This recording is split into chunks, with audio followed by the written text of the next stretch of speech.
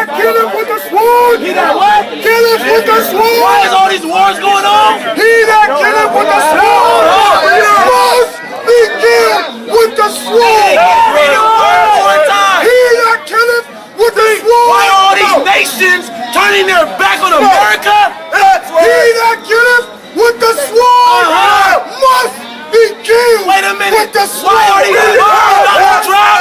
Must be killed with the sword. Unto the pure, all things are pure. But unto them that are defiled and unbelieving is no thing pure. And that's the dudes that come against the truth.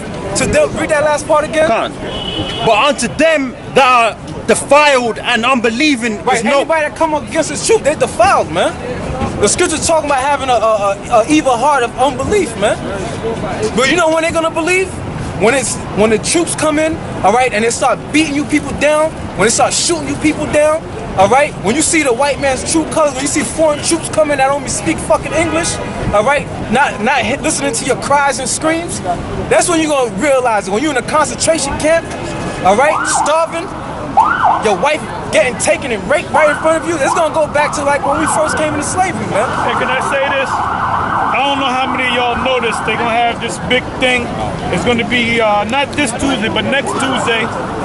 It's gonna be they're gonna resurrect, I would say, the Temple of Bel.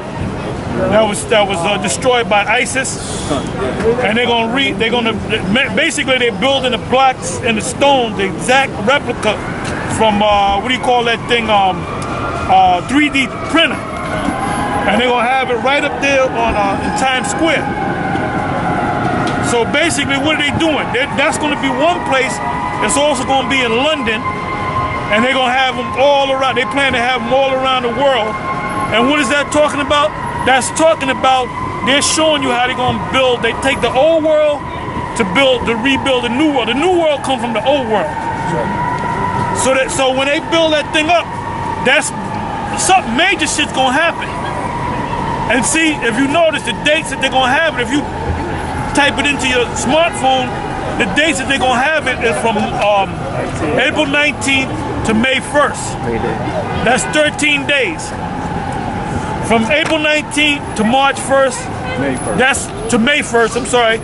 That's called the sacrifice by fire, mainly by children.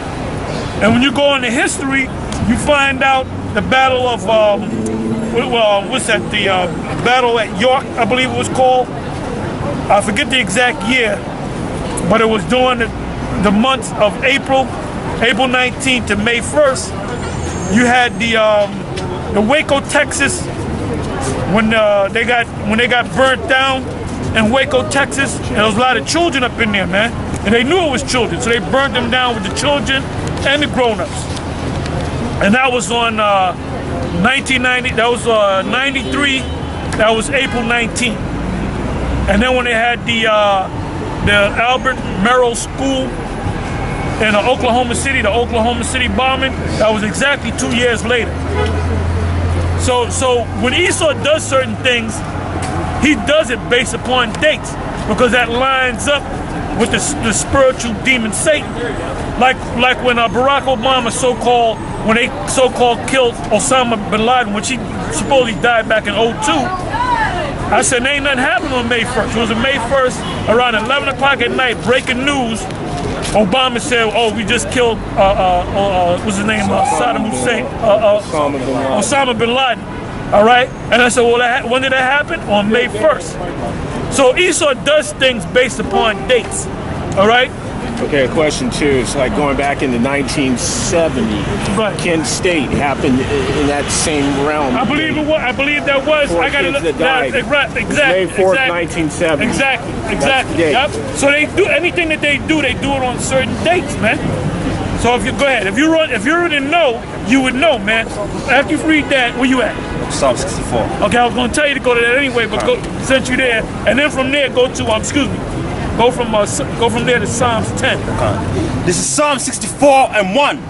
Hear my voice, O God, in my prayer, preserve my life from fear of the enemy.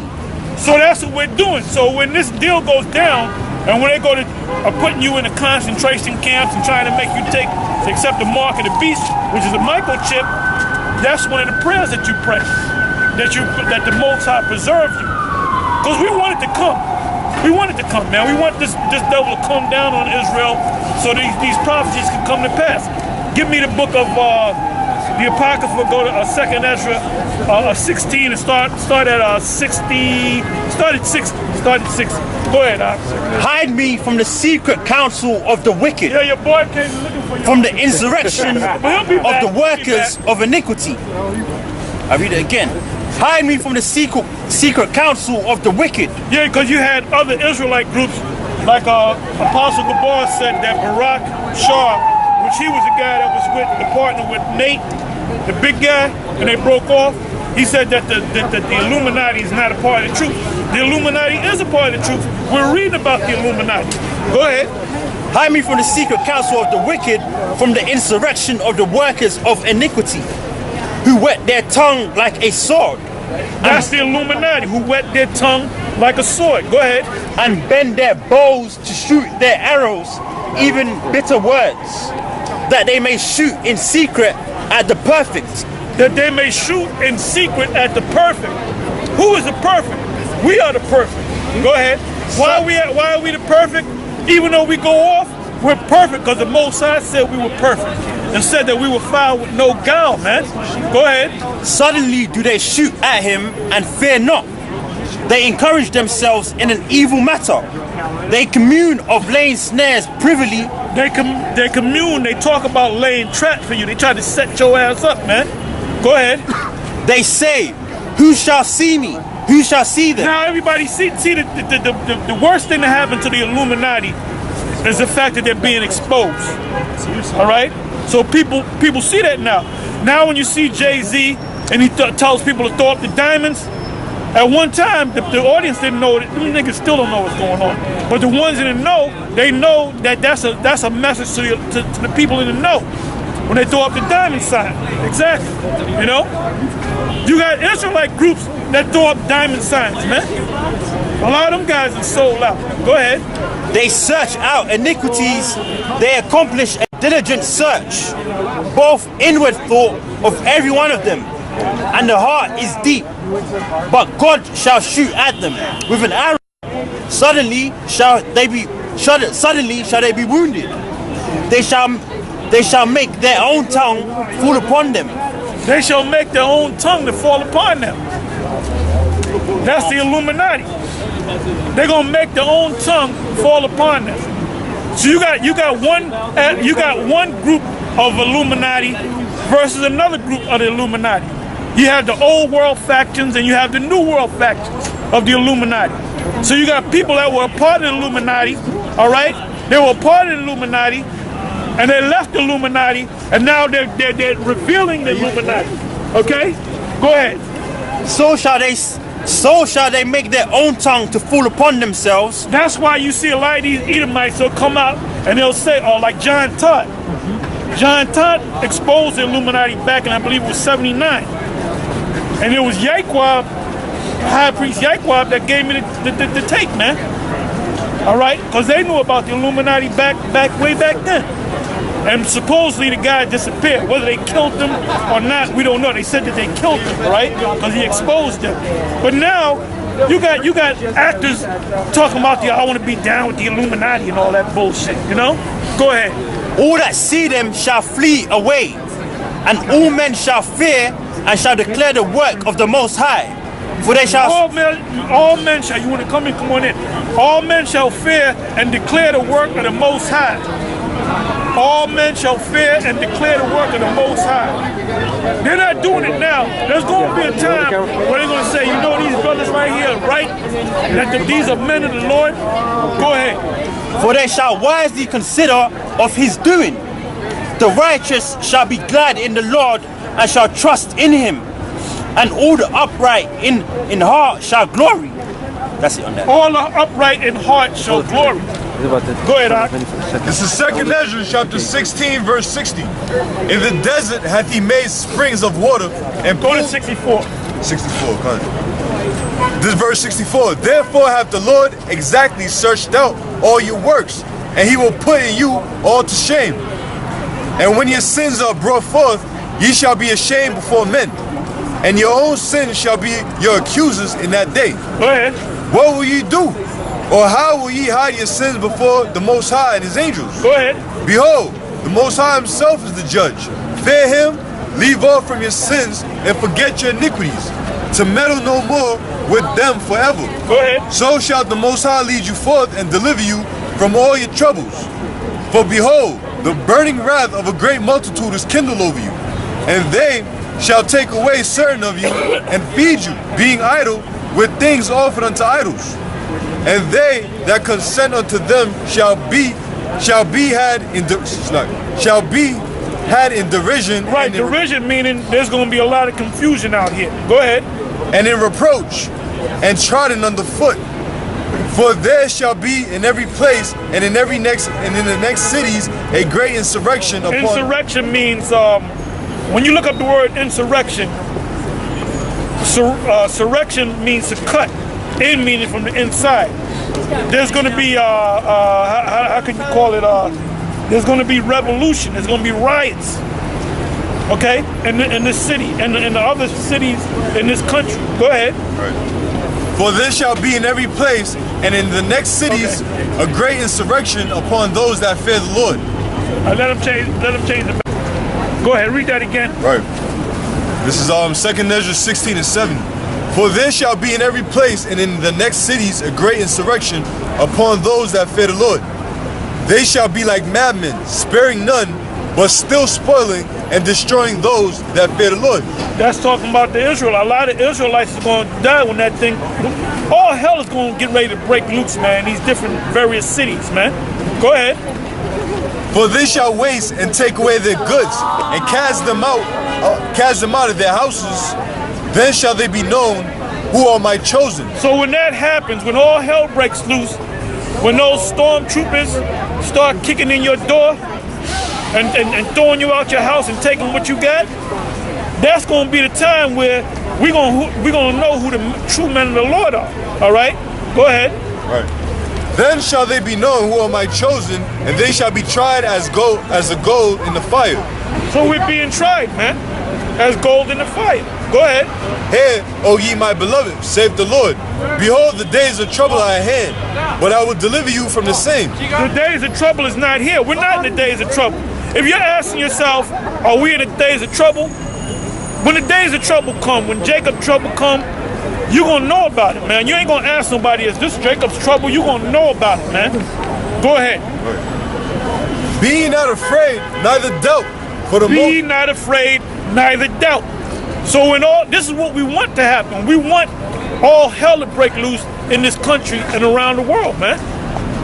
Because then we know that we at the end of this thing. Go ahead. Be ye not. And Jake, they're gonna be confused and bugged out. Give me Isaiah 33 and 6. No, get start at 1. All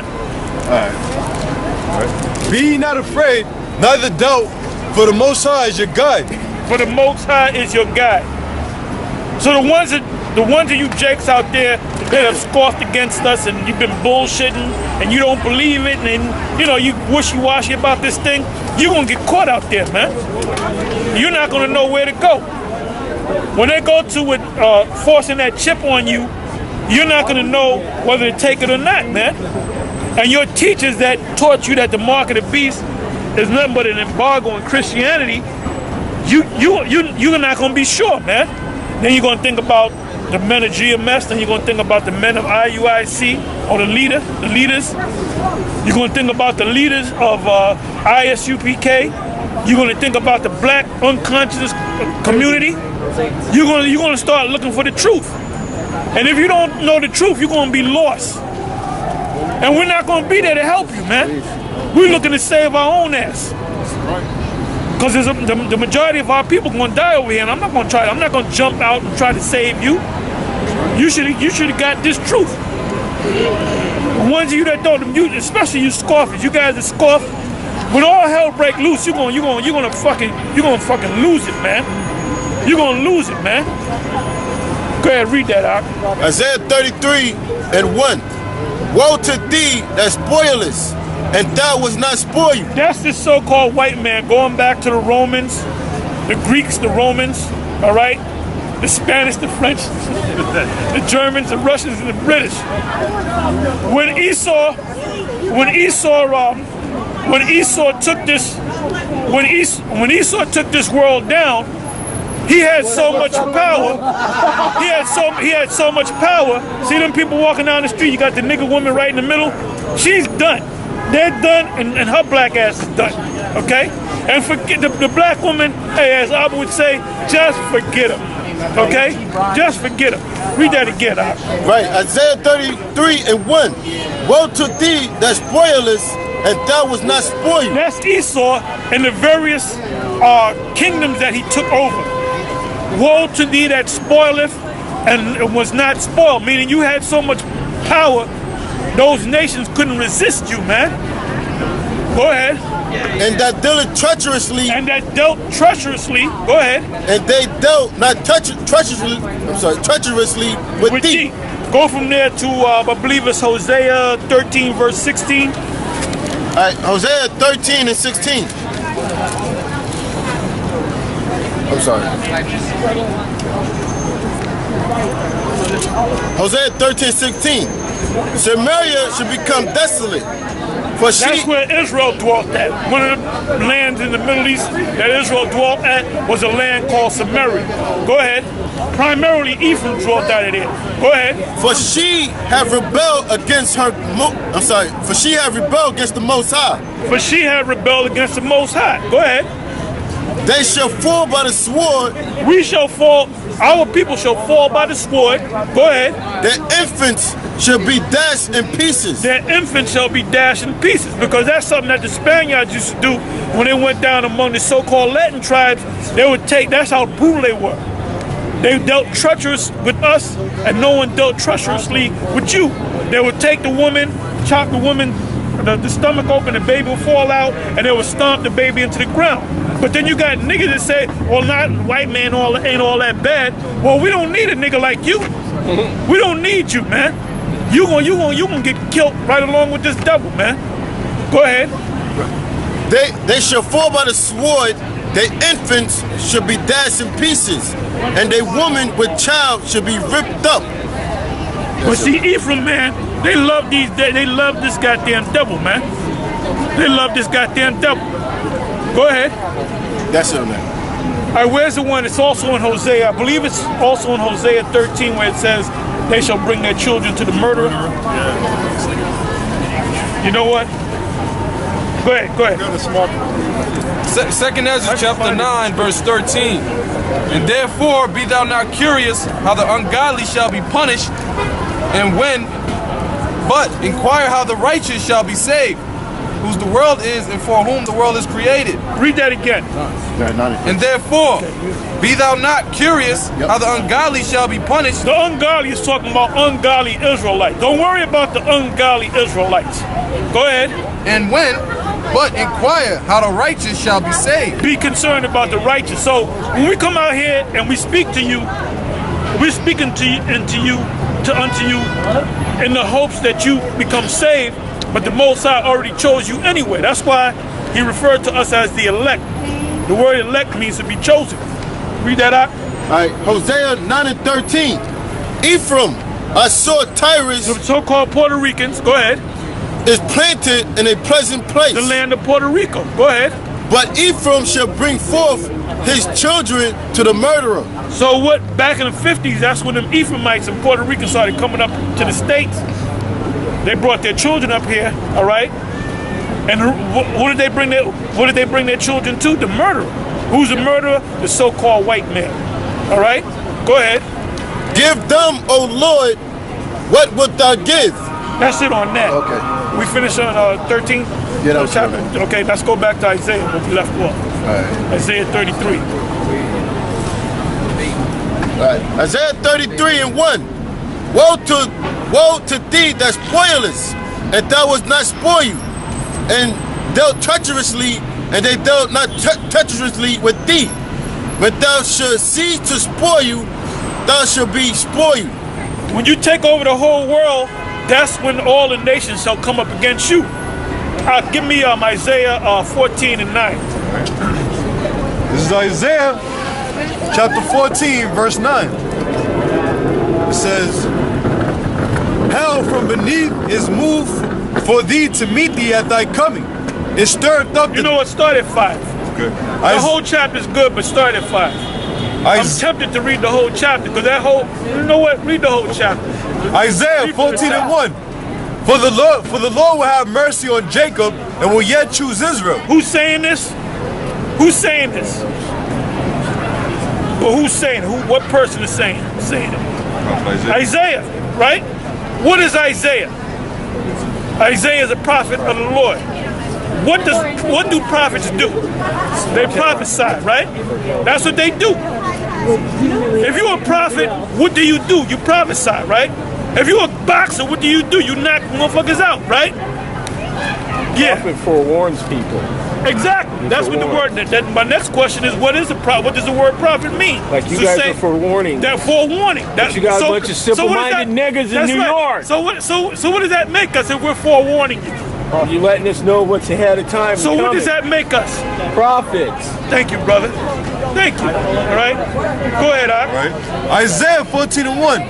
For the Lord will have mercy on Jacob and will yet choose Israel and set them in their own land. And so, what is Isaiah doing right here? Is he reading a poem? No. Huh? No, he ain't reading a poem, man. He ain't having no spoken word battle contest. This ain't no poetry. This right here is prophecy, man. He's telling you this ain't no rap battle, all right? He's telling you what's gonna happen. He's telling you what's gonna happen.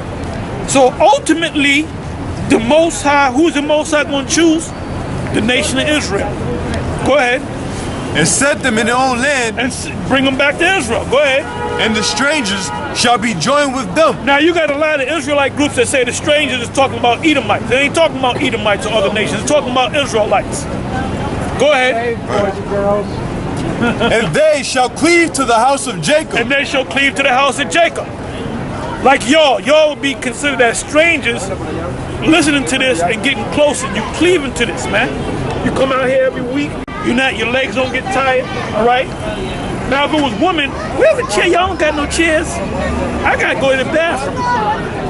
Y'all ain't got no food. What's this all about? I thought JC's supposed to be here. So this ain't for no motherfucking woman, man. What is the purpose of a woman any goddamn way? She was made for your purpose, man. She ain't made to break. She ain't set up. Her DNA ain't set up to be breaking down scriptures. Her job is to please you, man, and have your children. Okay? Yeah, the job of a woman's in the book of Titus. It says she's to guide the house, take care of the children if there's any. That's her job. Not to be breaking down scriptures and explaining mysteries and prophecies. Yeah, what's that? 1 Timothy 5? Yeah, yeah. 1 Timothy 5. It's all right. We knew what you were saying. All right, go ahead. All right, verse 2. And the people shall take them and bring them to their place, and the house of Israel shall possess them in the land of the Lord. Now, that's talking about them Edomites. We're going to possess them Edomites. So that's why you got to go precept upon precept, line upon line, here a little and there a little. You got to lie these Israelites, they go over stuff. Yeah, that's talking about white people. Let's move on. It ain't talking about white people. It's talking about Israelites that are in a Gentile state of mind. That's why sometimes when you come across the word heathen, sometimes America's going to be destroyed. He's going to bless you. All right, he's going to bless you with missiles. America's going to be, and Trump ain't going to save no motherfucking body. But himself. Right? Trump is a damn clown, man. He said the Bible. The Bible? That's a good book. I read that book all the time. That's my favorite book. You don't understand the book, you damn fool. That's why you've been married 3 times. Yeah, that's right. That's it. That's it. Which there's nothing wrong with that. Yeah. You know? Yeah. All right, where we at? Isaiah 14. Go ahead. Verse 2. And they shall take them captives, whose captives they were. Wait a minute. Is there any white people, any Caucasians that know the Bible? I'm looking for a Caucasian that knows the Bible. No Caucasians that know the Bible? No white people that know the Bible?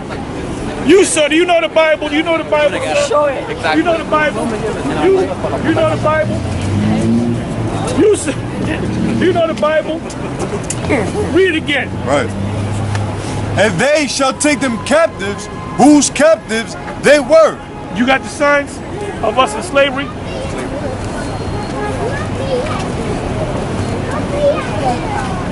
We need them quick twitch sign holders.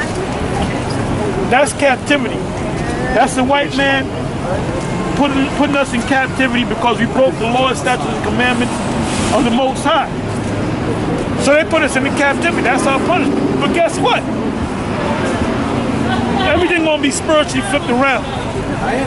You crackers are gonna go into slavery. And you're gonna get fucked up too. All right? Read that again. Right. And they shall take them captives, whose captives they were. And they shall rule over their oppressors. And they shall what? They shall rule over their oppressors. Okay? Rulership. We're gonna be on the top and you're gonna be on the bottom. Go ahead. And it shall come to pass in that day the Lord shall give thee rest from thy sorrow, and from thy fear, and from the hard bondage where thou wast made to serve. You can't make it any plainer than that. Read it again.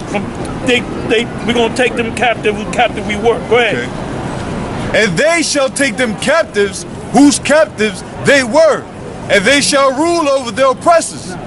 And it shall come to pass that in that day the Lord shall give thee rest from thy sorrow, and from thy fear, and from the hard bondage wherein thou wast made to serve. And that's under that so-called white man. Go ahead.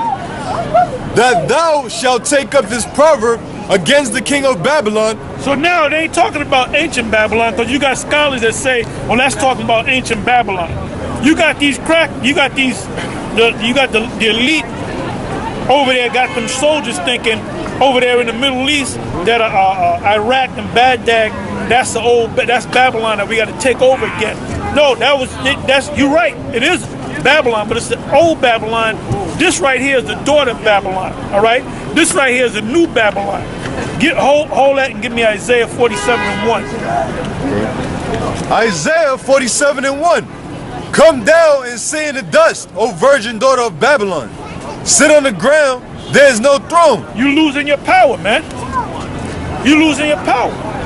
The super rich are leaving. If you read articles on the super rich, a lot of these super rich, they're leaving this country. The ones that's going to be left over here are these Joe.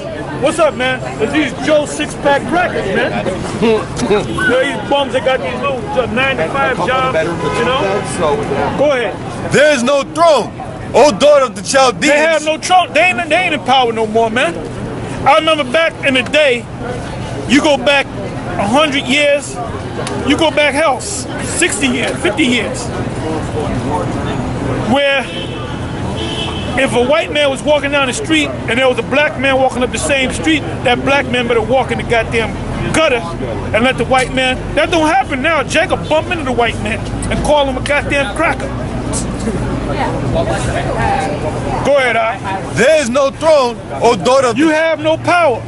You so-called white people, you done lost your power, man. And these crackers don't even realize that, man. They don't even know it. The white men have no more power, and they don't even realize that, man. Why? Because of their pride, man.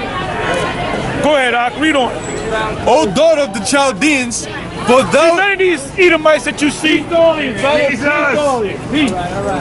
What it is, peace, man. That's what matters. Peace. Oh, he might be one of us. She is too. That's a bigger woman. Go ahead. O daughter of the Chaldeans, for thou shalt no more be called tender and delicate. Right, at one time, man, when you go back during the time of Leave It to Beaver, and you go back during the time of the 50s, remember they had a series called Happy Days? That came out in the 70s, but it was about the right, with Fonzie, played a fucking Italian, but he was a so-called Jew, all right? But anyway, back then, in America, during the time, it was after World War II, late 40s, early 50s, man, no white woman had to work. They stay home, the husband had a good job where he was able to pay for all the bills, right? They were able to get 2 new cars, one for him, one for her, two car garage, and they did well. All right. Now this woman got to go out here and work, and if they look good, they're gonna freak off on them, man. All right. Now back during that time, the late 40s into the 50s and even into the 60s, if you wanted to go, them crackers used to go to Europe for vacation. The American dollar, the U.S. dollar, which is the Federal Reserve note, it went far in Europe, man. If you said I'm going to go on vacation, whatever money you brought over there to Europe, you were living like a king. Now it's different, man. You got the Europeans, they come over here to Disney World. Why? Because their dollar is stronger in America, man. All right? So at one time, that's when Esau was at his apex. Now when the Vietnam police action took place, that's when everything started going down, man. All right? Go ahead. Verse 2. Take the millstone and grind the mill. Uncover thy... That means these crackers got to work in these manual labor type jobs. Go ahead. Uncover thy locks, make bare the leg. That's a white woman, all right? It's really talking about Esau, meaning his sins are being bared, but we break it down, going on another level. These Edomites, man, you can get an Edomite easy, man. Edomite woman easy, man. Rated X movies, all that porno movies. You see all these Edomite women, you can see their titties, you can get with them.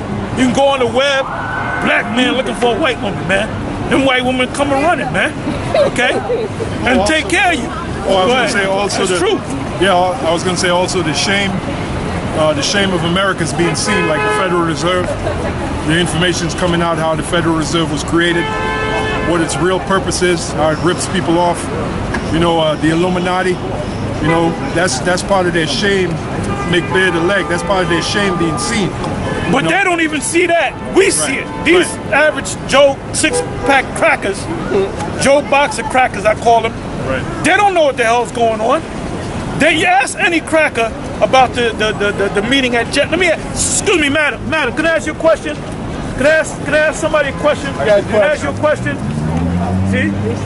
Can I ask you a question, sir, with the camera? I'm looking for a Caucasian right here, right about now. Any Caucasians? Any Caucasoid? Can I ask you a question? Quick question. What's up? What do you know? What is your take on the meeting? Donald Trump. That's right. Oh, no. But I'm asking about Trump. That's all they know is Trump. That's all they know. You see the level. You see the level of intelligence of a damn cracker. All right, there is none, man. I don't know about Donald Trump. This one's smart. Can I ask you a question, sir? Can I ask you a question? Ivy Leaguer. Yeah, right. Oh, by the way, I did a video. Hey, let me ask you a question, sir. Yes, sir. How far did you go as far as education is concerned? I went to college. How far did you go? Did you graduate? I did. I graduated. Okay. What is your take on the meeting at Jekyll Island in 1910? I'm unaware of that. See what I mean? Yeah. He just proved my point. So he doesn't know about the Federal Reserve. He doesn't know how the money system works. Right. All right? 100%. You read about it. When you go to Google and put in the meeting at Jekyll Island, and it'll open your eyes. Do you know about let me pose it this way. The richest family on the planet Earth, who might they be? I imagine Rockefellers. Rockefellers, no. Vanderbilts? Nope. The Rothschilds. You ever heard of the Rothschilds? I have heard of the Rothschilds. Okay, good. That's supposed to be the richest family on the planet Earth. At one time, it was the Oppenheimers. I've heard of them as well. Now, they were the ones that were behind the meeting at Jekyll Island to set up the Federal Reserve System where you have today, somebody give me a dollar bill, you have a Federal Reserve note. This is called a dollar, all right? And a dollar is a measurement of something. What is this a measurement of? Supposedly gold, but Actually, it's silver. Silver. Back during the time of the early 30s, the 20s, it would say, pay to the bearer on demand 1 ounce of silver. Now, if you go to a silversmith and get a silver coin, they're going to charge you like $25. So that means this is worth nothing. You had a $20 bill which represented paid to the bearer on demand $20 of gold, which was an ounce of gold. An ounce of gold today is about what, $1,200. So a $20 note could get you $1,200. So why did they switch the system over? So they can kill this damn dollar. That's why they did it. And it all goes back to the Rothschilds, which the Rothschilds told their flunkies, J.P. Morgan, which is a flunky, Carnegie of Carnegie Steel, which was a flunky of the Rothschilds, all right? They set that whole thing up, and they had an agenda from the time of, I would say, the Federal Reserve note came about in what? The system was 1913. 1913. But when they started making these Federal Reserve notes, it was in 34 under FDR's administration, all right? And they knew it was going to take some time, almost 100 years, before this dollar goes to nothing. And we're living in that time. There's going to be a collapse in this country and around the world. And what they're going to do is they're going to reset everything, and they're going to have, everything's going to be, how can I say this? Digital? Everything's going to be digital. Eventually what they're going to do, they're going to put a chip in, all right? They're going to put a chip on it. And this is also part of the plan of the Rothschilds, the Rockefellers, the super rich, the elite, which, by the way, when somebody says I'm worth $50 billion, he's a welfare kid. The Rothschilds, they say that they're worth over $500 trillion. So eventually they're going to do away with the whole paper money system, and everything's going to be digital. And in order for you to get your money, your credit, you're going to have to use that chip. And that's in the Bible, all right? this is a silver certificate right here. Show him and speak on it. Salaki. This right here, that's a silver certificate. You read this silver certificate? United States of America, and it says, this certifies that there has been deposited in the Treasury of the United States of America basically $1 in silver. So which is 1 troy ounce of silver, all right? Which is worth about $25. And the U.S. dollar is not going to get you $25 worth of any goddamn thing. Got it. It's all about money, man. Yep. Yeah, that was removed when after they killed JFK. That's one of the reasons why JFK was. Well, they removed it during the time of FDR. It was a gold, and then during the time of the Nixon administration in '73, they had what was called a silver, a silver standard, which they took that off.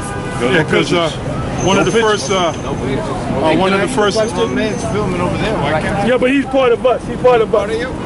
Put the sign up, man. Yo, Put can the I sign ask up. you a question? Yeah. I read once where back in the Great Depression, you talk about the backing of the money, right? Right. That back in the Great Depression, they would pay farmers to destroy their crops so they could keep the depression going longer. They're doing that same thing now, man. They're doing the same thing now, you know? Hey, do you know that all these wars that took place, all these wars were set up by bankers?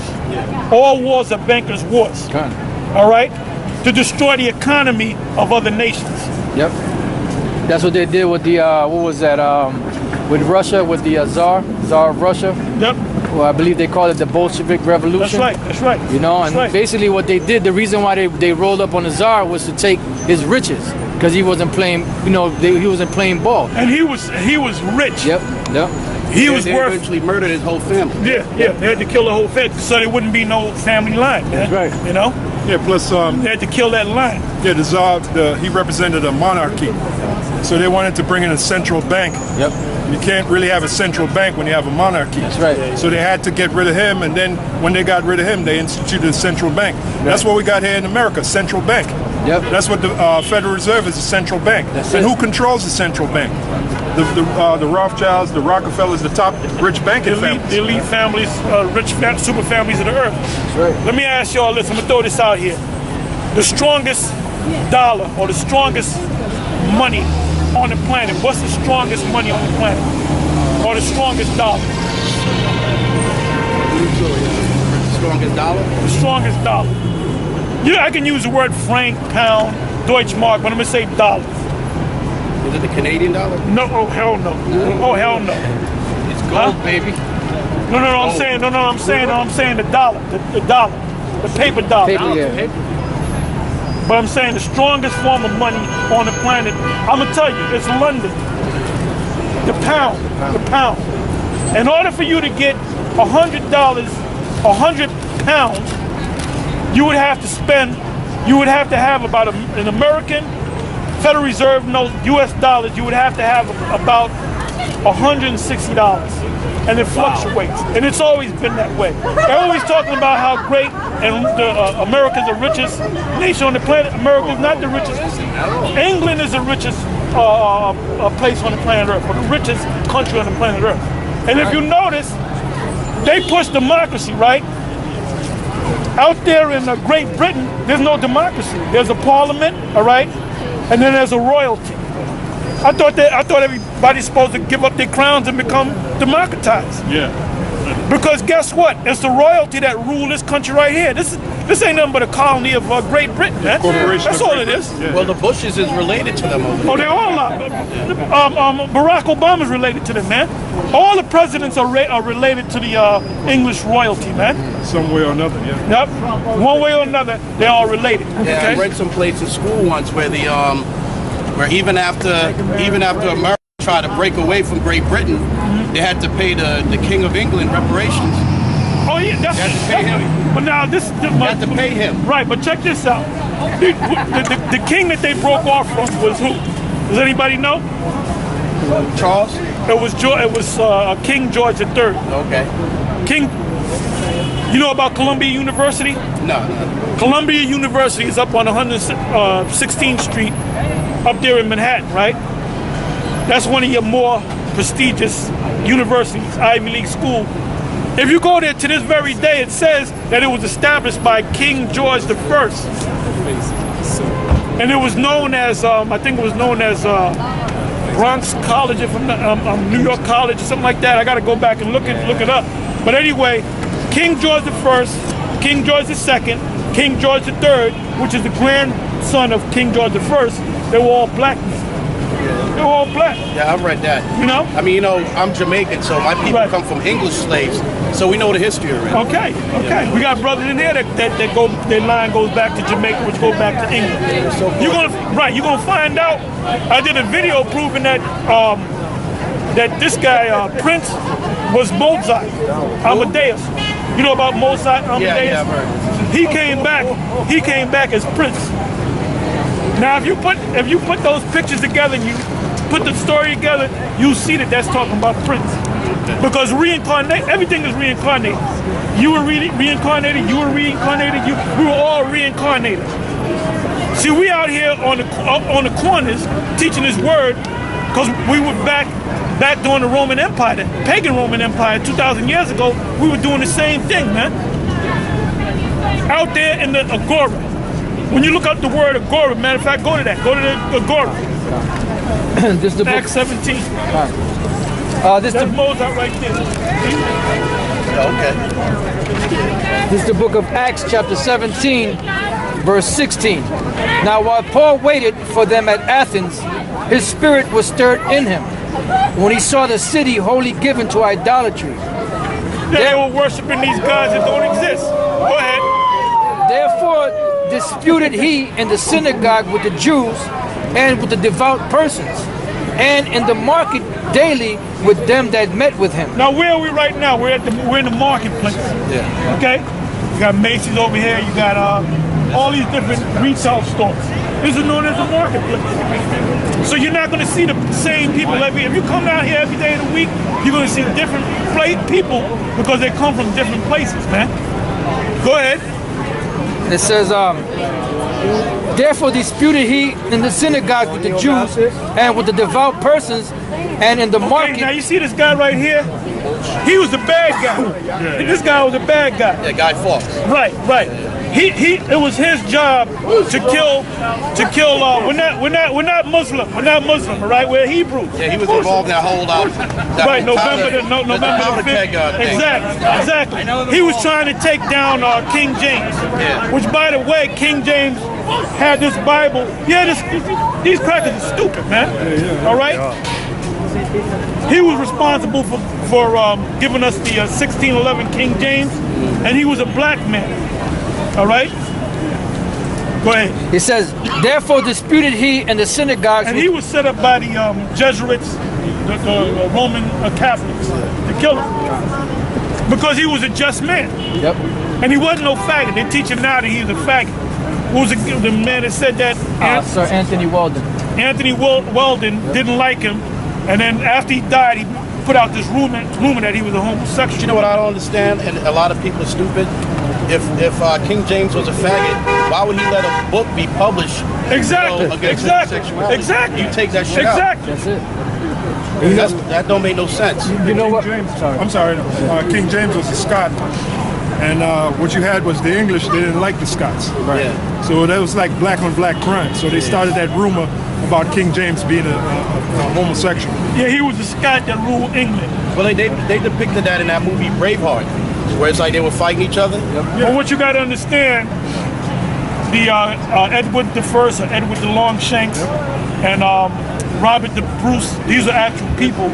And what's the main character? They made William Wallace. He's an actual character. If you go out to Scotland and England, there's statues of him, and this dude is rocking cornrows, man. Fuck is a white man rocking cornrows? You know? So-called blacks. And they were black fighting other blacks, man. See? What you had was during the, I'm sorry, brother, what you had during the Renaissance period, that's when it changed. Basically, the so-called white man came back into power, and they started defacing the dark art. You know, all the images of what the people really look like, they changed them, and they started putting their images. Well, I'm going to do a thing on that tonight in a live show. Like I found this site, man, they show all these people that you thought were white people, that they were really black people, and they called it, well, in the website, they call it whiteizing the great black men and the black women of the past. But we call it, there's a thing called a Renaissance, right? Does anybody know what the Renaissance is all about? Yeah, that was like that new era where they try to like hide the true images of the ancient Exactly. He hit it right on the nose. Now, hold up, brother. That's when you see the black man was ruling. The Israelites, by the way, we're Israelites, okay? You were Israelite. The Israelites were ruling, and they were taken down, and they came back into power. The Roman Empire, which consisted of white people, Edomites, that's their biblical nationality, they took down the Israelites among other nations. And there was a point in time where we came up into power because of our talents, and we took them down. And that really started, before 193, it was like 160 something. You even had an emperor that ruled, Vitellius, which he ruled during the time of the Vespasian dynasty. When you go onto the web, you get all this information, man. And they have a bust of him, and you can see he's a black man, and they chop the guy's nose off. If you go to Google, and you put in the year of four, the year of four emperors. One of them was Vitellius, and he was a black man. Okay, and they killed him. He ruled for about 3 months, and they killed him, man. But then the other ones, which were Edomites, they killed them too.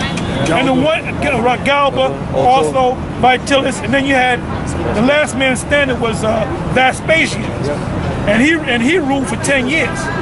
And his sons took over, man. Okay, and they were all about taking these people down. And then we came back into power because we was always in Israel, man. We was always in the land of Israel. We came back into power. I got it. And we're getting ready to go back into power again, as a people, as Israelites. Yeah, when we lost our power, it was the same time when the Moors lost their power, which the Moors are nothing but Israelites. Yep. if you say that you're a Moor, I'm a Moor. Well, that's no different than me saying I'm a nigga. Nigga is Latin, that means black. Moor is Española, which means black. When the Moors took over Spain, they were Israelite. They called them blacks. Yo, black man, but they said it in Spanish. Moreno, Moor. So those are Israelites. And when they went down, that was the same time when the Christian Empire went down, which the real Christians were Israelites, man. Yep. So that's when we lost our power, and that's when the Renaissance came in.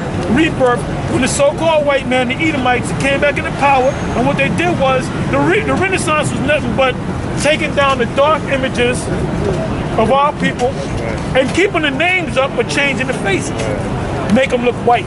If it looks too black, destroy it, and then put up a white image and say that this was this guy, that was that guy. Like Oliver Cromwell, he was a black man. Yeah, the beginning of the so-called white man. Iconoclasm. They wasn't able to get away all of them. They wasn't able no, because there's too many of them, man. Too many, yeah. You know, too many of them. Talking about 1,000 years of art. That's right. 1,000 years of art. Yeah. Yeah, the beginning of the so-called white man coming into power, that was the Bourget family. And the Bourget family, they're known, if you check out the history, they're known as the first crime family. Okay, why are they known as the first crime family? Because that's what they did. They hired painters like Michelangelo, Leonardo da Vinci, to go around defacing the dark art. Because they were about to come into power, so they needed the right image. How could the so-called white man rule and he has a black image? It don't make no sense. And what he did was the Bourget family, Rodrigo Bourget, set up his son Caesar Bourget to be the new Jesus Christ, or the new savior, as it were. And that's who. And that was literal. That's right. He set up his son Cesare Bourget, and he said, "You're gonna be the new Christ." So we gotta do a painting. Michelangelo did a version of painting of him. Leonardo da Vinci did a version. All right? Yeah, because they were about to come into power, so they needed the right image. They're about to rule the whole world. Okay, and they've been ruling pretty much the so-called white man's been ruling the whole world since about the 1300s, the latter part of the 1300s. Yeah, but it's crazy though. Like, you know, I was brought up in a so-called Christian house, and it's like, we know he's black, and it says so in the Bible, in Daniel and Revelations, right? But at the same time, you tell somebody black who he is, they be like, it don't matter. A lot of these black Christians, they be like, it don't matter. Yeah, because that's what they've been taught. Yeah, because they're not real Christians. Right. Stockholm, bottom line, and thank you, Stockholm syndrome. Yep. That's right. But the fact is, right, what you should say to them is, if it doesn't matter, why is it recorded in the Bible? Well, I know it matters. Right. I know it matters. Right. I'm saying if you because it mattered enough to them to change it. Right. So it matters. If you would have a discourse with them, you would say, well, why is it written in the Bible? Because a lot of people don't know that the color of the Lord is written in the Bible. The true color. Yeah. You know?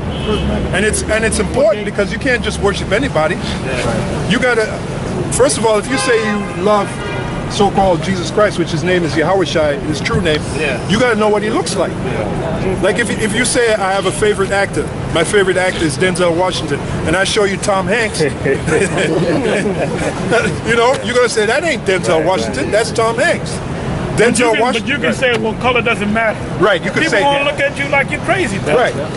And color mattered at the Oscars this year. Yeah. You know? Color always matters. Hey, let that thing be red, and you think it's green, and you just go right through. No, let them change the laws overnight. You know how many accidents you have? But somebody said, well, color don't matter. Yeah, if you look at your food, and it's neon green, you know what I'm saying? It's not you eat some spinach and the shit's red. Something's wrong. Something's wrong with this. But that's just the answer they give you when you tell them, like, you know, he's black. But the Christians, first of all, they're not real Christians. They're dummies, man. That's all they are. So the point is, color always matters. I know, Right, I know you know, but for the edification, you know? Where we at? I got okay, you got it. Can I bring Hold that. Yeah, give me Maccabees. Give me Maccabees and give me Job. What you hold? I got 2 Thessalonians 2. Oh, good. Excellent. Good. Who opposeth and exalteth him Oh, so verse 3. No. I want him to read these scriptures, then you come back behind him. This is all first. Lamb back off him. First Maccabees chapter 3, verse 48. And laid open the book of the law, wherein the heathen has sought to paint the likeness of their images. Did you hear that? So that goes back during the time of the Greeks. As a matter of fact, go to the 7th verse. But before you go to the 7th verse, go to Proverbs 29 and 16, and then go to the 7th verse, and then go to the 48th verse. All right. This is Proverbs chapter 29, verse 16. It says, when the wicked are multiplied, transgression increaseth, but the righteous shall see their fall. Oh, but the righteous shall see them. Who are the wicked? The wicked are you so-called the white men out there, which are the Edomites. The white man could be identified in the scripture. They're known as the Edomites. All right. That's why they never say nothing. If you go to your computer, right, and you misspell something, spell check pops up, right? Anytime you put Edomite in there, it'll come up misspelled, and when you click on it, it'll go to a different. It won't spell Edom, because they don't want nobody. They don't want anybody to know. That's good. Yeah, You're right. Good to know. Right. Go ahead. We're all gonna die. Good attitude for you, white man. A lot of these so-called white people, a lot of them got black in them anyway. That's what they are. Black Irish, the Sicilians. Go ahead, Ak. Read that again. This is Proverbs 29 and 16. When the wicked are multiplied, transgression increaseth, but the righteous shall see their fall. So we're going to see that fall in this time. We're not going to get old and die and have children, and they're going to have children, and they're going to have children, and in the year 2297, this man going to go down. This man going down now, man. You see all the turmoil around the world, man? You see the economy of this country? And you see what's happening down there in Venezuela, man? Yeah, they're getting fucked up. They're experiencing a thing called, and the American media is not saying anything about it, because they know it's going to come up here. When you go back to the history of the Weimar Deutschmark, right before Hitler came into power, if you went to a restaurant while you was eating, a steak dinner might have been $100, but by the time you finished eating that bad boy, it might have went up to $2,000. That's called hyperinflation. All right, There were no prices on the menu, right? There were no prices on the menu. Now the video of Venezuela with this guy Luke Podolsky, he went down there to Venezuela. The dude, I forget the guy's name, he went into a restaurant. He showed the menu. He said that the menu, they take a piece of paper and they type up the menu and they put it on top of the old prices. And then after you eat the meal, when you leave and you come back later that night, they peel the paper off and put new prices. That's the difference between inflation and hyperinflation. That's when shit just goes up quick, man. You know? Where we at? You got something? No. All right, go ahead.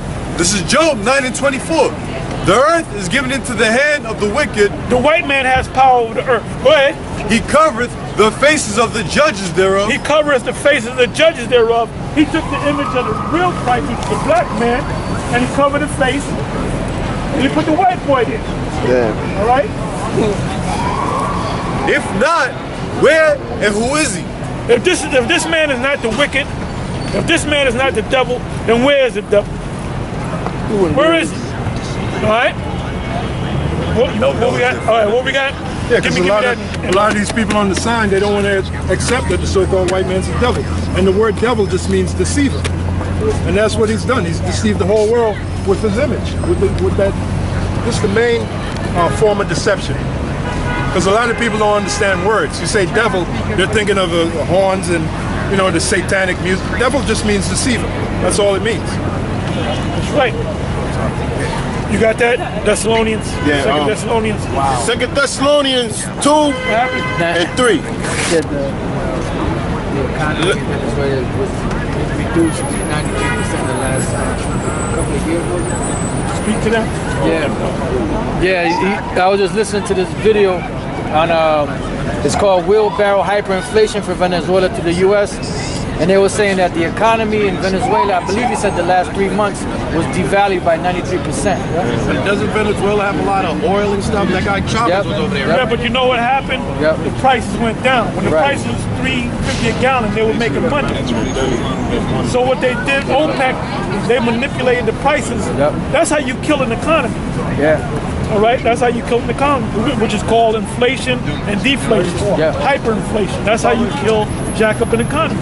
You know? Yeah, because the commodities like oil, gold, salt, silver, and all that's what's real value. That has intrinsic value. Well, what's happening is that the money that they're using to buy this stuff is of no worth. That's why that's why it seems like you have to pay so much more to get the same thing that would have cost you less a couple of years ago. I know, I see it dropping because I'm in the towing business. And, you know, we used to junk cars, you get like $700-800 for a car. Right. Now it's 2 cents a pound. You junk that same car today, you're getting $100. Barely. That's from the money system, and basically they manipulate the money system, man. They've been doing that. Go back to the Roman Empire. Go back, really, the Roman Empire. That's when they started doing that, man. That's what the white man started doing. Well, Jake was doing it too. You know? Was that J.P. Morgan? They asked, "What's the economy gonna do?" Right. He said it's going to fluctuate. Yeah. And that's what the stock does. Where we at? Go ahead.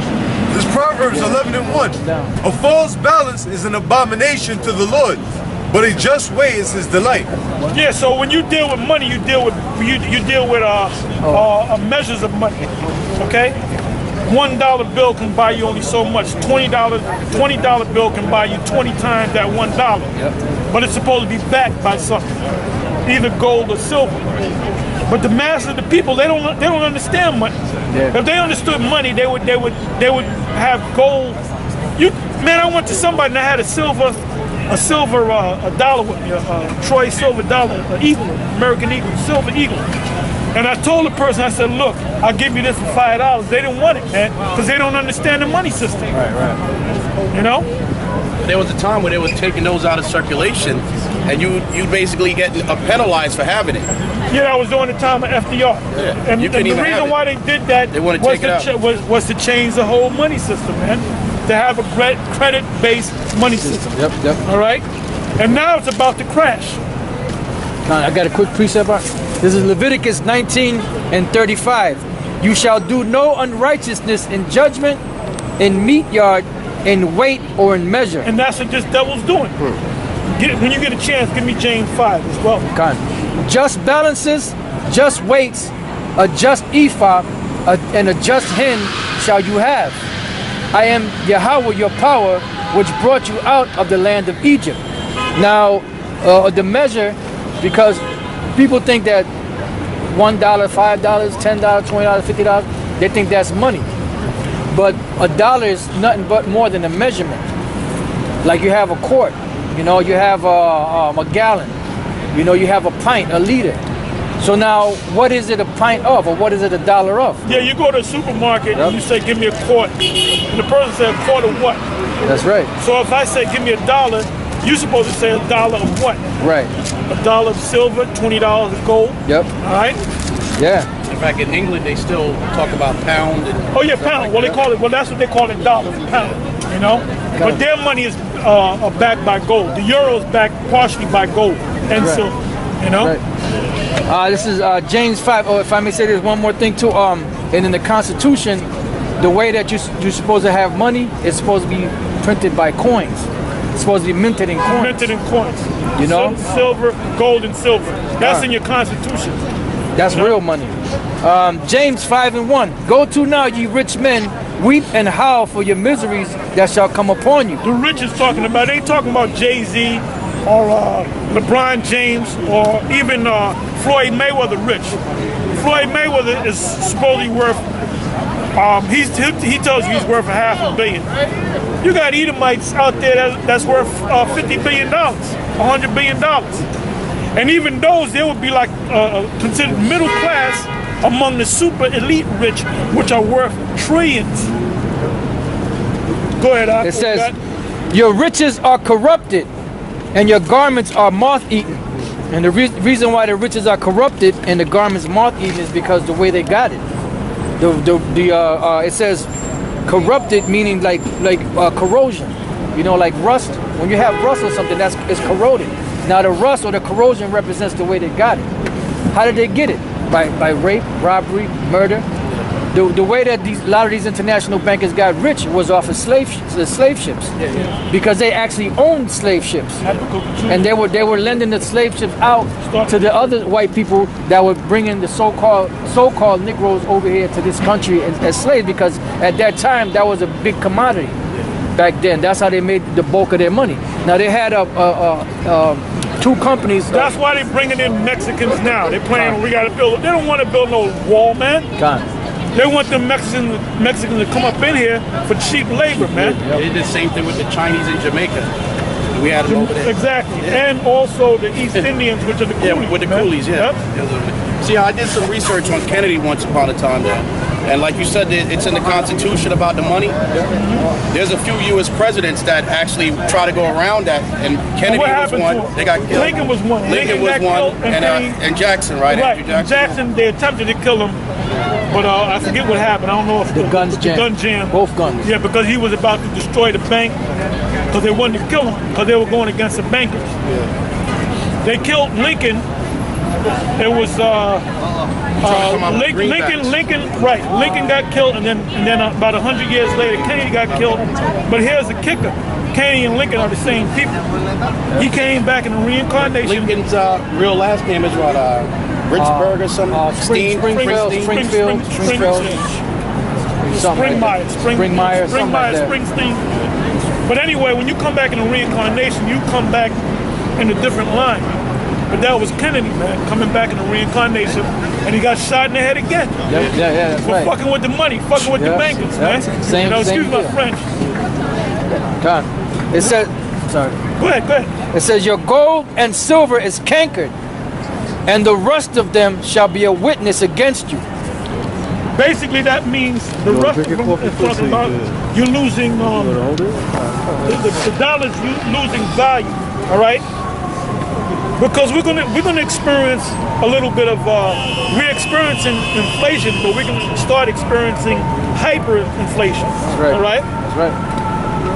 It says, "And shall eat your flesh as it were fire." Explain it, Doc. Right. So reason why it says, "And he shall eat your flesh as it were fire," because all the wickedness that they've done eventually is going to lead to the destruction, which is through the thermonuclear destruction. That's what's going to be. That's the fire. That's the judgment that's coming to them. You know, but these bankers are going to escape that, because the way they make their money is through America, mainly through America. This is their cash cow. But when the Lord destroys this place, they're going to have nothing. They're going to hide in their shelters, and then once the smoke clears, so to speak, we're going to go around the world, policing the world, looking for them. We're going to be kicking in their shelters, pulling them out. You know, they're going to go from riches to rags. You know, they're going to be all tatted, all messed up overnight. We're talking about the trillionaires, the Rothschilds. Yeah, that's right. And the Rockefellers. All right, go ahead.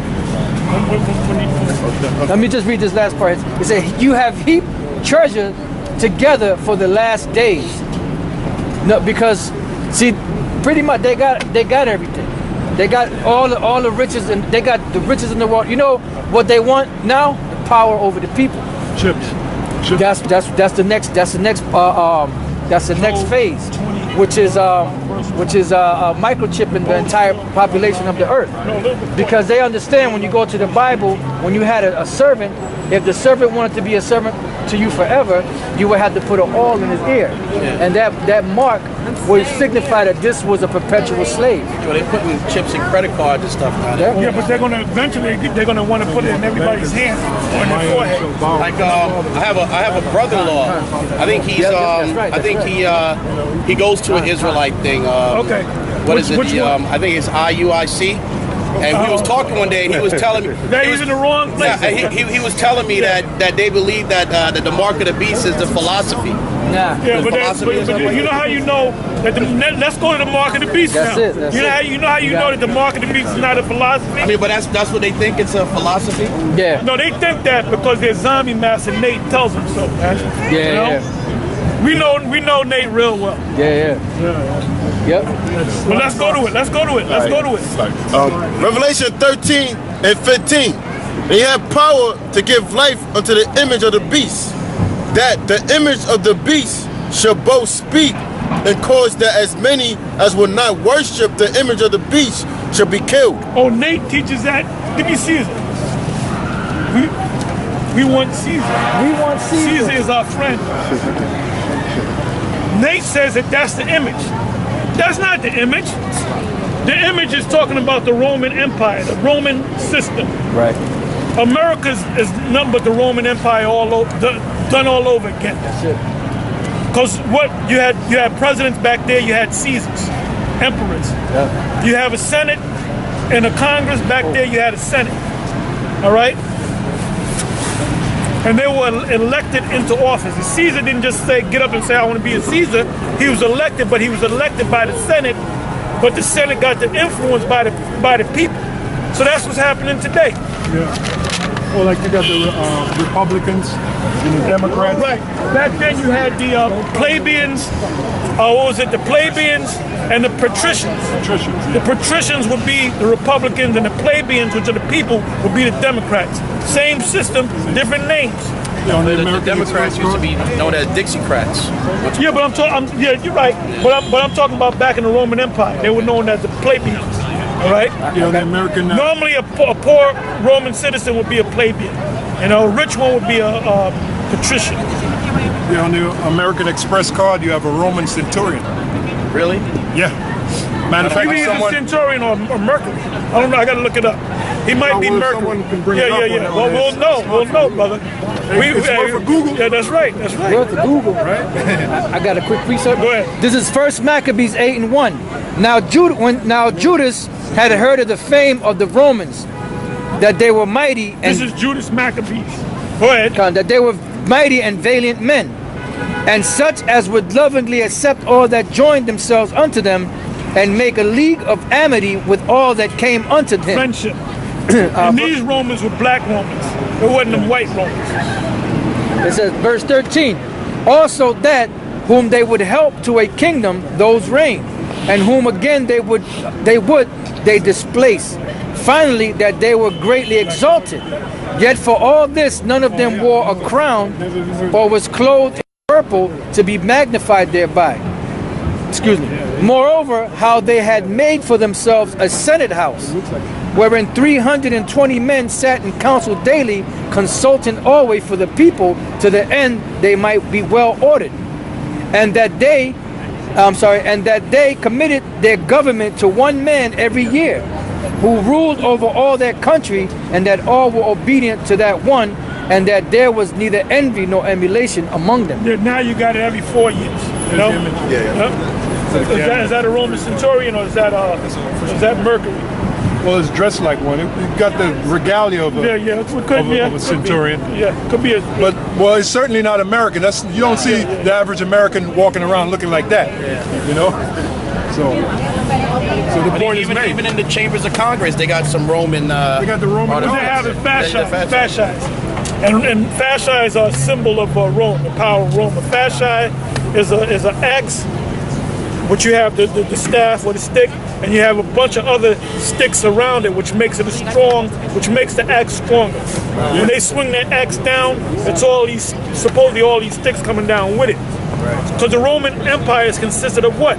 Other nations that they went to war with and overtook them, and instead of enslaving them, what they did, they made them tributaries to them, where they had to pay a certain amount of money, but they can believe in their gods and all that. All they got to do is pay a tribute. Right? That's it. You know? Like our nation was tributaries to the Romans. There's a scripture where it says, "The kingdom of heaven suffereth violence, and the violent take it by force." Right. The violent were the Romans. The kingdom of heaven was us. We were underneath the Romans, and a matter of fact, around that time, that's when the Lord was prophesying. That's when the Lord was doing His prophecy. Nice. All right, brother. What's the information? New information. It's always new information, brother. You got to come around every week, man. You know, come around, you get it, man. All right, go ahead. Go ahead. All right, man. Back to Revelation 13. Revelation. But he might be a Jake anyway. He might be a Jake Arab. Jake flavor. Hey, he didn't come up all, crazy. Revelation 13 and 15. And he had power to give life unto the image of the beast, and that the image of the beast shall both speak and cause that as many as would not worship the This image. U.S. system is basically the rebirth of the ancient Roman system. Okay? Go ahead. And cause that as many as will not worship the image of the beast shall be killed. And he causeth all, both small and great, rich and poor, free and bond, to receive a mark in a right hand. Now with Nate, or Bishop Nate says, he said it's talking about small nations and great nations, rich nations and poor nations, right? He said it's talking about nations, right? Yeah. But read on. Right, to receive a mark in a right hand or in the Now the forehead. word mark, when you look up the word mark is a Greek word, charagma, which means something that you... Got you right here. Go ahead. This is from Revelation 13:16, under the word for mark, which is the Greek 5480 charagma. It says a stamp, an imprinted mark. Of the mark stamped on the forehead or the right hand as the badge of the followers of the Antichrist, the mark branded upon horses, thing carved, sculpture, graven work of idolatrous images. See the sign? Read it again, Ak. It says a stamp, an imprinted mark. Jump down to... Because they have to use, what do you call that, a syringe? What the hell you call that? Syringe, yep. Syringe. And you have the chip in there, and what they do is they put it right in your hand or in your forehead. They chip my dog like that. Yep. That's how they started. I could find him. Yep. Make an ex-wife. It's just a fulfillment of prophecy. That's all it is. That's all it is. Go ahead. You mean your dog didn't get the philosophy according to Bishop Nate? Yeah. No, you see, but after I researched him and the other guy over there, the ISUPK, I realized that they're all 501c3. So it's like they're gonna teach just like all the other churches. Certain things they can't say. Yeah, so once I realized they had that 501, that classification, I realized, You realized you wasn't going to get the full truth. Yeah, because the government, I mean, I got family in the military. The government, they basically, if you don't go with that protocol, then they're going to get you. It's that simple. So they go with the protocol. That's it. Absolutely. Also, they lose their 501c3 status. Yep. Go ahead. Back to Revelation 13 and 16. And he causeth all, both small and great, rich and poor, free and bond, to receive a mark in their right hand or in their foreheads. Physical right hand, physical forehead. Go ahead. And that no man might buy. See, that's how you know it's not talking about nations or corporations. It said in that no man. Go ahead. That's right. Right. That no man might buy or sell, save he that have the mark. Except the man that have the mark. All you got to do is go to YouTube, put IUIC, and put in the mark of the beast, and watch all the videos that he put up through the years. He never said it was a man. We're reading it right here for you. He will go up to the 16th verse and not go to the 17th verse. All right? And read it again. If I may say, even when he says nations, that still cuts him. Nations of what? Sheep? Nations consist of people. Nations of robots? No, nations of people, man. So he can't get away with that. Go ahead. Verse 17. And that no man might buy or sell, save he that have the mark or the name of the beast or the number of his name. Here is wisdom. Let him that have understanding count the number of the beast, for it is the number of a man, and his number is 666. And that goes back to the UPC, the Universal Product Code, which came about around the 80s. Those digitized numbers.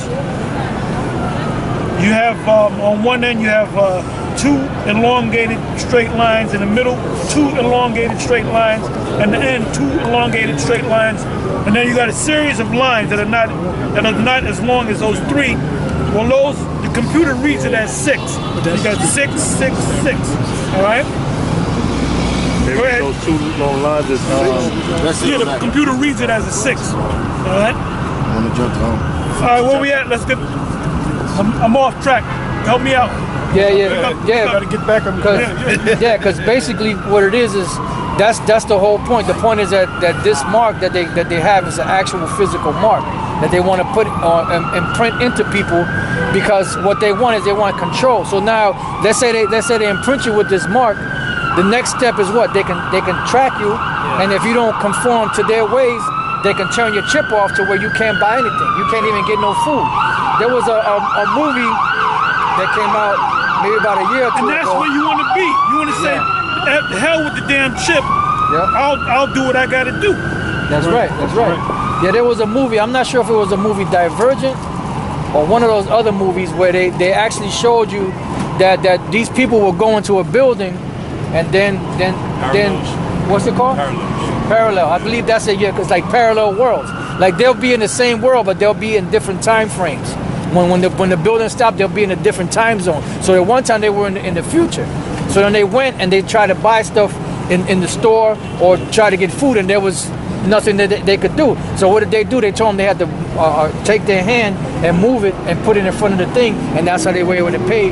And then all the information came up. So now the same way they can activate it, they could also turn it off. Yeah. You know. So now you go grab something to eat, and you can't pay nothing. You know. So it's going to come a point where that's going to be implemented in this system. Now you might ask yourself, what's the big deal? I want to eat, so I'm going to take the damn chip. Right. You know? Then I ask the Most High for forgiveness. Well, there's a penalty if you take that daggone chip. Yep. Give me, you got it? 14, yep. Revelation 14:9. And the third angel followed them, saying with a loud voice, if any man worship the beast in his image and receive his mark in his in his forehead or in his hand, the same should drink of the wine of the wrath of the Most High, which is poured out without mixture. And that's those missiles and them laser beams from them ships. Sure. Go ahead. And to the cup of his indignation, and he should be tormented with fire and brimstone in the presence of the holy angels. Yeah, because the angels are going to be in the sky, covering the sky with those UFOs, what the white man calls UFOs. Go ahead. And in the presence of the Lamb. The Lamb is talking about Yahweh Shai, whom the world calls Jesus Christ. Because he's going to be there. You're going to see him. Matter of fact, give me, I believe it's Isaiah 52:13, if I'm not mistaken. Because you got people that are thinking that a white guy gonna come back that look like a damn rock and roller, look like he gonna come back and save every goddamn body.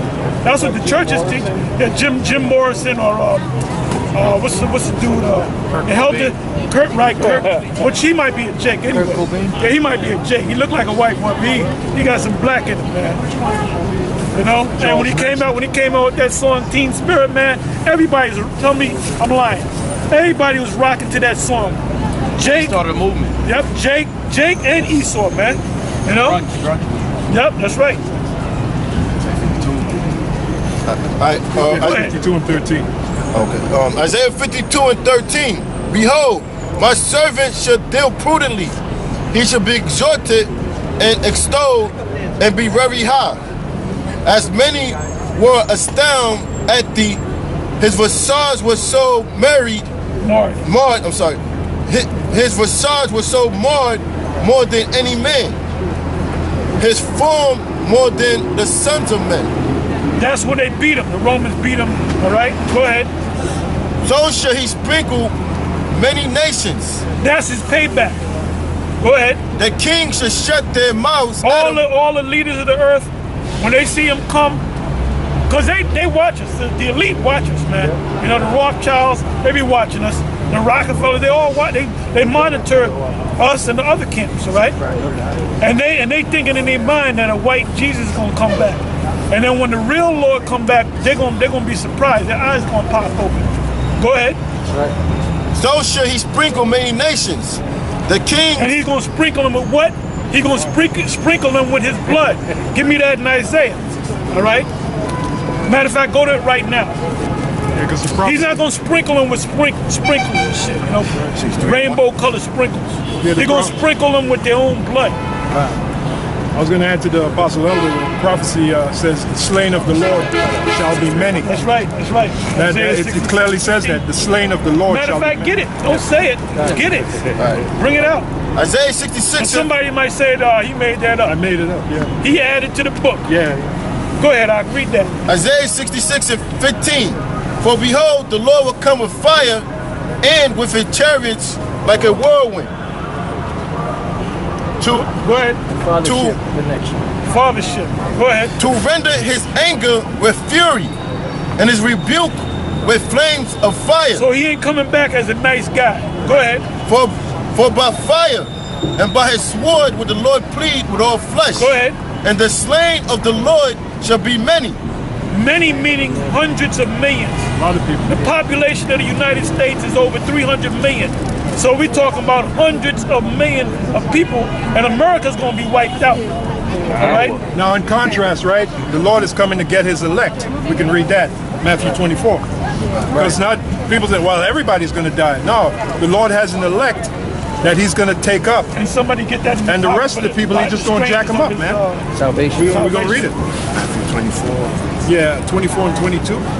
Matthew. I mean, you could scan it, make sure his elect shall deliver his elect from the four corners. Around 29, 30. Sure, for elect, that's 22. No, go down to around 29, 30 around there. We're going to deliver the elect. Yeah, this is it. 20, okay. All right, go ahead. Matthew 24 and 29. Immediately after the tribulation of those days. Hold up. Going too fast. Right. Read that again. All right, Matthew 24 and 29. Immediately after the tribulation of those days. The tribulation is talking about the Jacob's trouble, which you can go to Daniel 12 and 1 and read that. Basically, this is when all hell breaks loose in America and around the world. Yeah, this is our. And then at that same time, that's when they're gonna push that chip. When they push that chip, when they go to forcing people to take that chip, man, there's gonna be a point where all hell's gonna break loose. As soon as they start pushing, I can't wait till they start pushing that chip, man. Yep. Till they start forcing on people, man. So it becomes real to people. See, it's not real now, Right. Because we're just reading it out of a book, but it's actually gonna come to pass. Right. And when that happens, all hell is gonna break loose, and we out of here, man. Well, you know something's going on for the simple fact that I do towing for a few police departments, and we've been towing for years. Right. And I remember when my dad had the business, and the cops, we pull up on a call, the cop just had a 6-shooter and no bulletproof vest, no nothing. Now you go to some of these little towns. We live out in Jersey. Right. These cops look like they're in the Marines or something. Yeah, they're militarizing. They got bulletproof. They got everything. Because they know all hell is breaking loose. They're going up and in it's the going street to to get a cap and happen based upon this financial system collapsing. You know? Yeah, because when people have nothing to lose, they lose it. They lose. Well, it's happening down there in Venezuela, man. And they got machine guns in the cars, everything. Yeah. Hey, see, They've been briefed about the race war. The cops have been briefed that there's going to be a major race war. There's going to be a insurrection against the government. Yep. Because look, when you take away people's money, now you're messing with people's livelihood. Yeah. And some people are not just going to go quietly away in the sunset. Right. You know? Yeah. Some people are going to, that's it. Yeah. You're going to fight against the government. Yeah, because if you can't feed your family, you got to do what you got to do, you know? So that's like they'll show you stuff like that in the movies.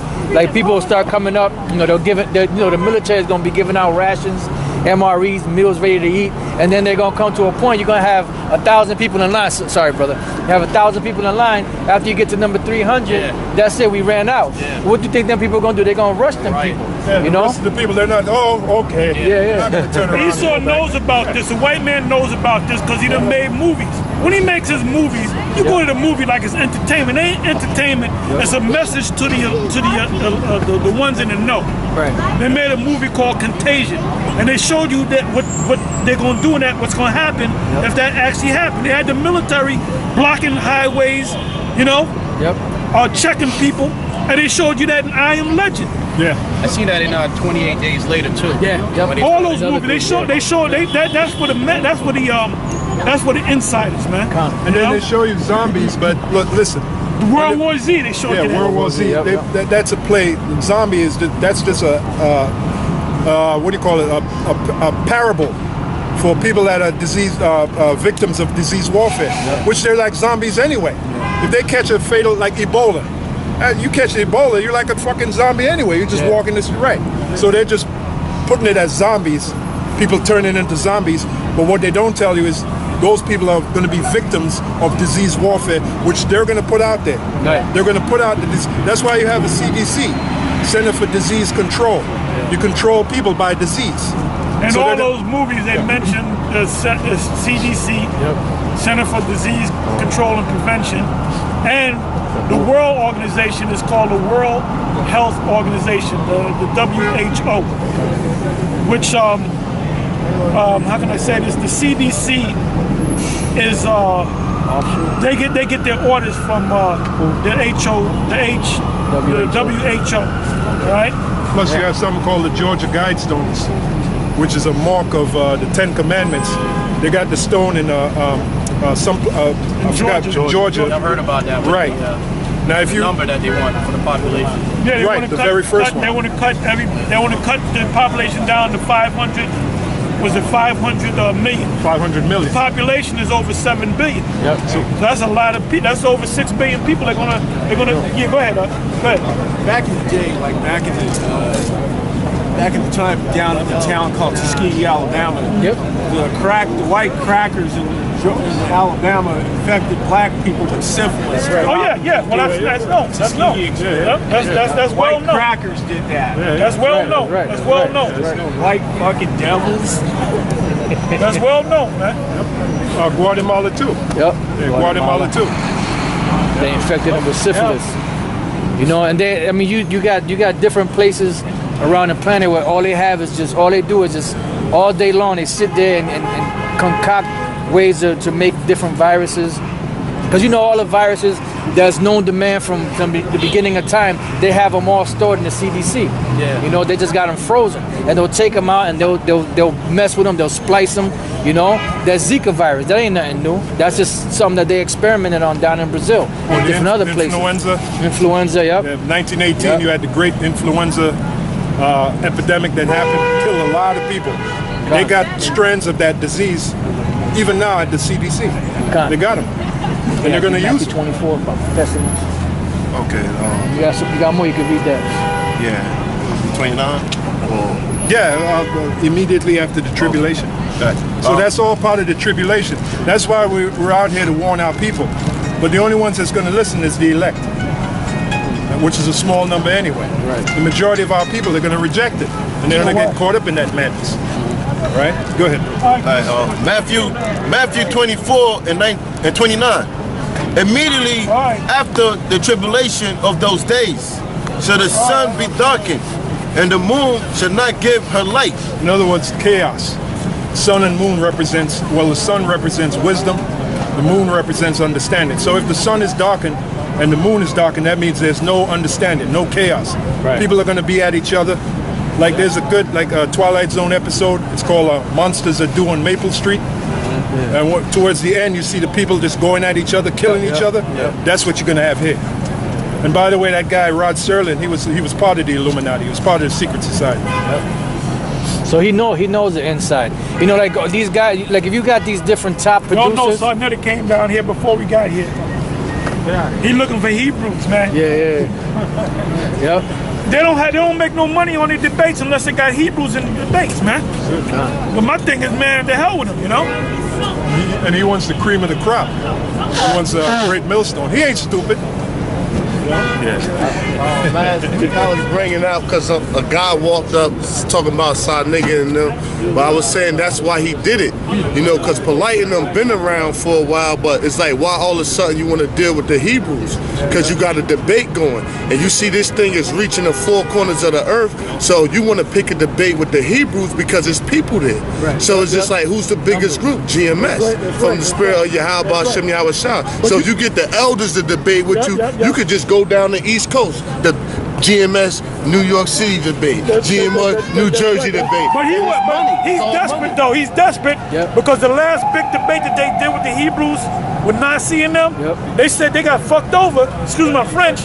And what happened was they said we ain't messing with him. So now he's begging Hebrews to get. He got what's his name?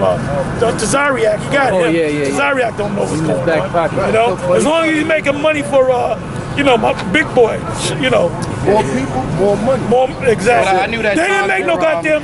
Excuse me. I knew that times were kind of hard because I watched a few of his things on the internet on YouTube. That Sonetta guy. He's losing money. Man. I knew that it was hard for him when he went on. He went on and he made a video that he wasn't going to be biased to the Kemetic community. He was going to accept everybody. Because you don't get no you get people, you get butts in the seats when you have the Hebrews, but the Moors ain't kicking. Ain't nobody dealing with no Moors, man. Islam is you know, Islam is played the hell out. They got what, one guy? The biggest thing out here is Israel, man. He just got a 2014 Bentley. Yeah. Is it Bentley or a Mercedes? Mercedes. Yeah, you can't. If he did the deal right, he paid about 65 G's. But you got to pay insurance on that. Can you imagine the insurance? And the tax. Those things all the time. In New York City? They take them out. They don't keep the payments though. You can't go to the beach. Exactly. No, well, he'll keep the pay. Well, he paid it. He said on the video he paid it outright, man. Cash. So that's if he's smart, if he knows. If he knows the you know about the value of cars, right? Kelly Blue Book and all that, Edmonds. If he knows the value of a car, that car that he got, he shouldn't have paid. If he paid cash money, he should have got that shit for about $65,000. Well, it's worth half now since he drove it off the lot. Right. You lose. Well, at least 30%. Right. As soon as it comes out, boom. Yeah. That's it. So it's not an investment. So he needs to keep generating ideas to keep the money going, because you can't go to the beach and collect seashells and pay that to pay the insurance. Right. You got to come up with them ideas to generate that money, so you can pay. You know, he pays insurance. I'm sure he has a lifestyle that he got to maintain. Yeah. You know, so you need that. So he's like the 2016 Judas now. Pretty much. Among many of them, you know. Oh, you talking about Polite? We're talking about Sonetta. Sonetta, Polite, he's on a different level, man. He's already in the kingdom, man. He ain't waiting for the ships to come. He's already in the kingdom, man. Yeah, he rubbing elbows with Esau. Man, they got pictures of him with Floyd, the Kardashians.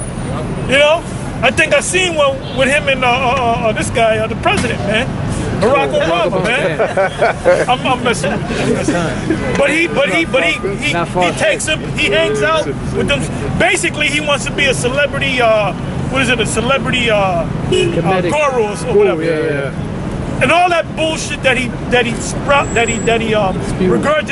spews out, he got that shit off of Google. Anybody can do that, man.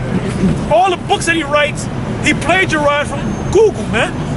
Yeah, but so-called black people, they don't study, they don't research. Them niggas that go to them debates, they don't study. Yeah. So if I wanted to get the information, what's the best place to get the information? Well, this is the best place now. You get the information, and then you watch the videos, and then you just study. You study the scriptures. You keep watching the videos, and then you'd be surprised how fast you grow.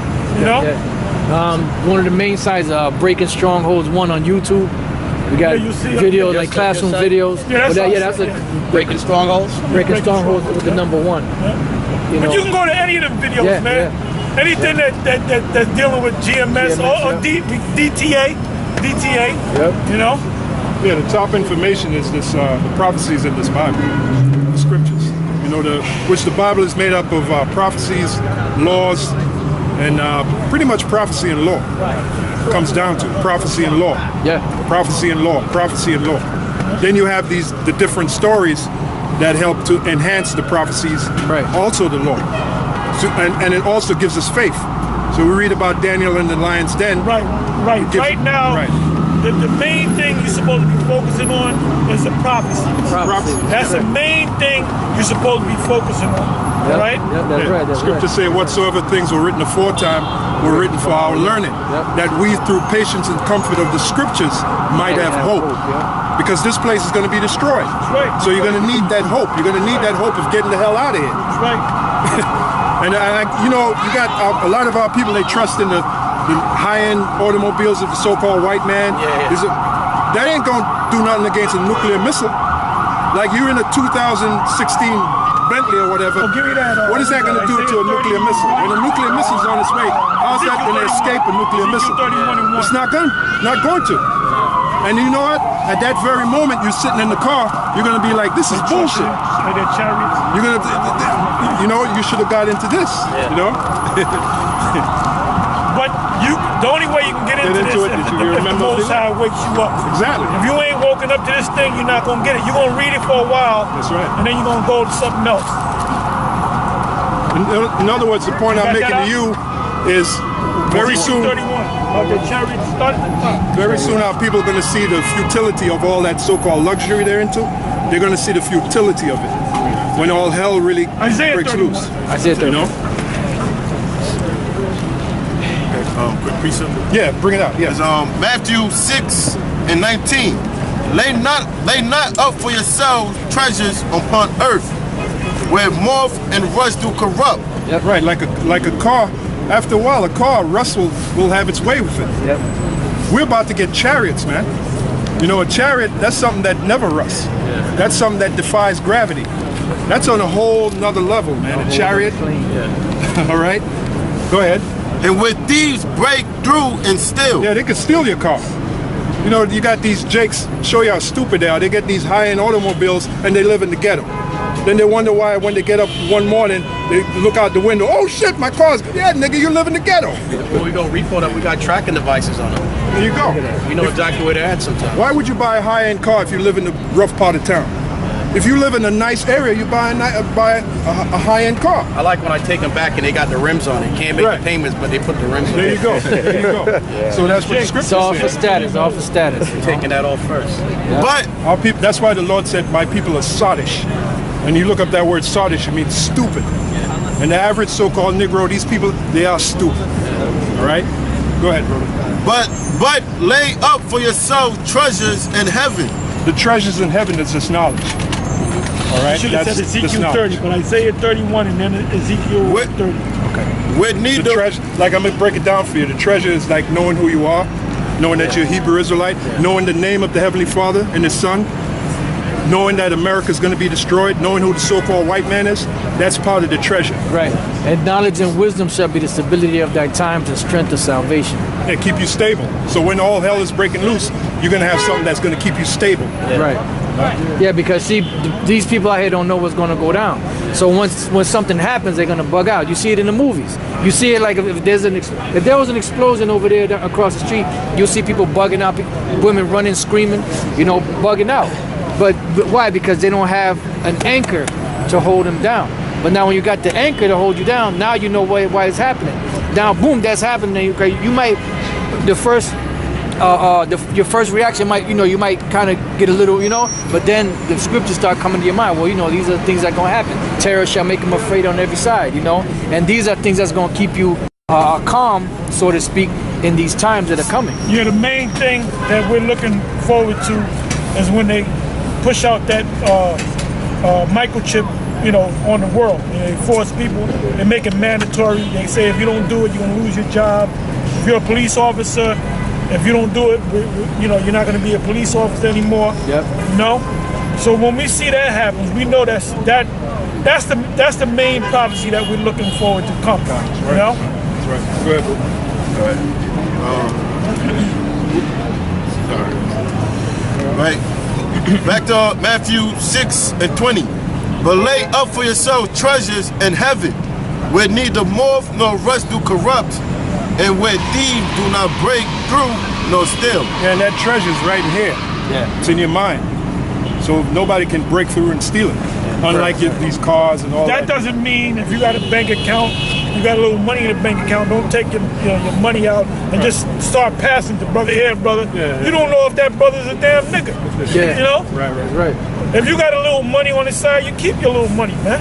You know? Yeah, the Apostle Paul said using the world but not abusing it. That's right. Now, in other words, you use the world, but abusing it means you're all into the world. You act like the world is your savior. This world is going to be destroyed. The scriptures say the fashion of this world shall pass away. Yep. You know? Go ahead. We'll go back to Matthew 25. Yeah, and these material things that people have today, they're gonna burn up when the time comes. You know, like you said, you do the tow truck thing. People put all their money into this in the car, and then what happens? Maybe a month, 2 months, maybe 6 months later, it gets towed. Yeah. Now what? You know? That's right. But if you get this knowledge, you'll never get told. That's right.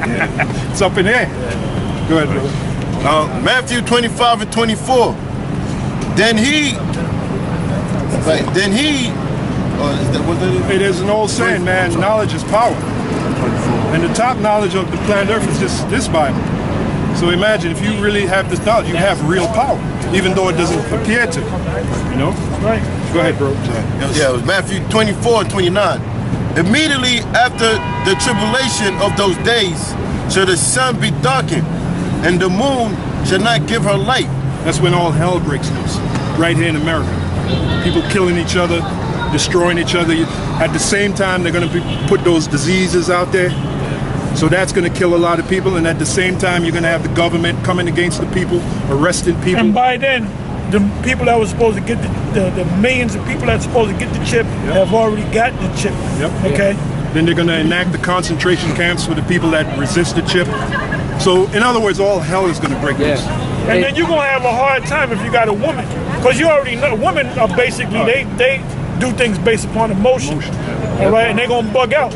You know not to take the chip, and you done taught your woman, but when the time actually comes and she can't eat, she gonna sneak behind your back and get that chip, man. That's right. You know? That's why you got to be like Lot, my man Lot.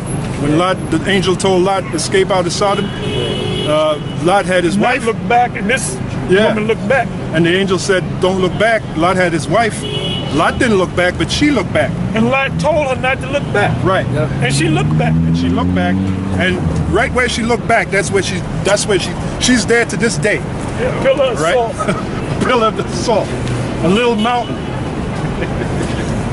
Basically, she became dehydrated. That's right. If you completely dehydrate your body, the only thing you got left is salt. You know? Hey, they must have had great riches, because for her to look back, the scriptures tell you that, you know, if you have stuff in the house when that time comes, don't look back. It said, remember Lot's wife. So they had it good. She probably had to, let me take one last look at, you know, bam. That was it. And Lot just kept going. He's like, man, the hell with it. Quick precept. St. Luke 17 and 32. Remember Lot's wife. What does 31 say? Verse 31. And that day he which shall be upon the housetop and his stuff in the house, let him not come down to take it away. Right. What that's really talking about, going back to 70 AD, when the Romans moved in on us, they moved in with quickness. That's right. And it was so quick that our people didn't have time to go back to their homes and gather their belongings. They just had to flee. And it tells you in the history that a lot of them fled to the north and west part of Africa. Fleeing Roman persecution. That's what that prophecy is talking about. Go ahead. And he that is in the field, let him likewise. Because you had Jakes that were working in the field, and at that time the Romans moved. They didn't have time to go back to their homes. That's right. Go ahead. Let him likewise not return back. Remember Lot's wife. Whosoever should seek to save his life shall lose it. That's it. Right. That's it. Remember Lot's wife. So today, man, Lot's wife, like I said, she looked back.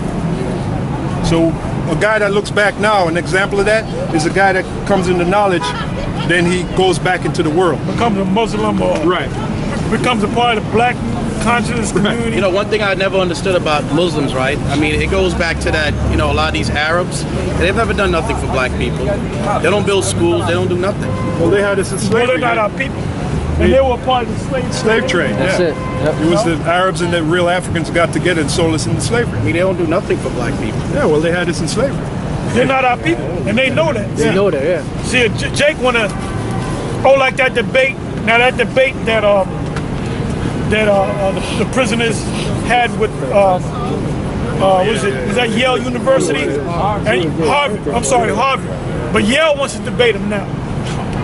That debate was over whether Mexican kids, illegal aliens, can go to school in America. So, the Jake, they were saying, yeah, the Mexican kids should go to school. But wait a minute, fool. When the Mexicans come up in there, what you think they're gonna do with you? They're gonna push you out of there, man. Yep. That's right. Jake was there was one prison out there in the West. They were protesting about that prison down there in Guantanamo Bay. That prison that they had the Arabs. What the fuck are you concerned about them goddamn Arabs? Yeah. When has an Arab, just like you said, when has an Arab over there in the Middle East protested against Negroes? They don't give a damn about you. That's right. It's like the apostle. Jake wanna love everybody, but they'll bust a cap in your ass. Right. And you knew this dude all your damn life. Right. Well, like the apostle elder said, they're not our people. Even though some of them look like us, they're not our people.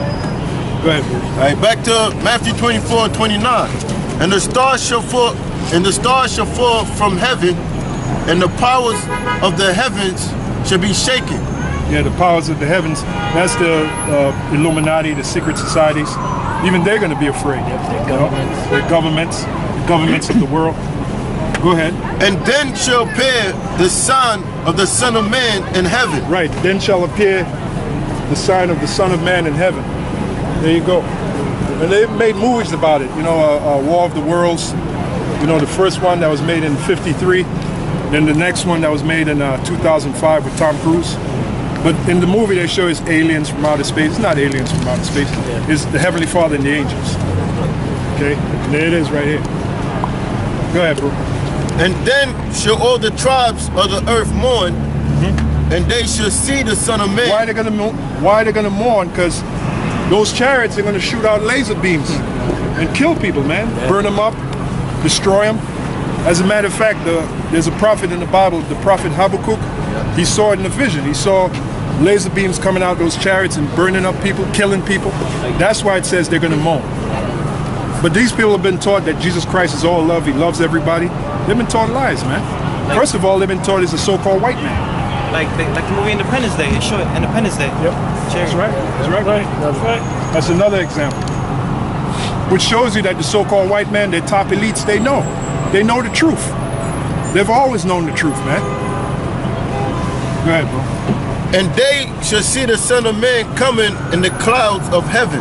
There you go. Bring it down. There you go.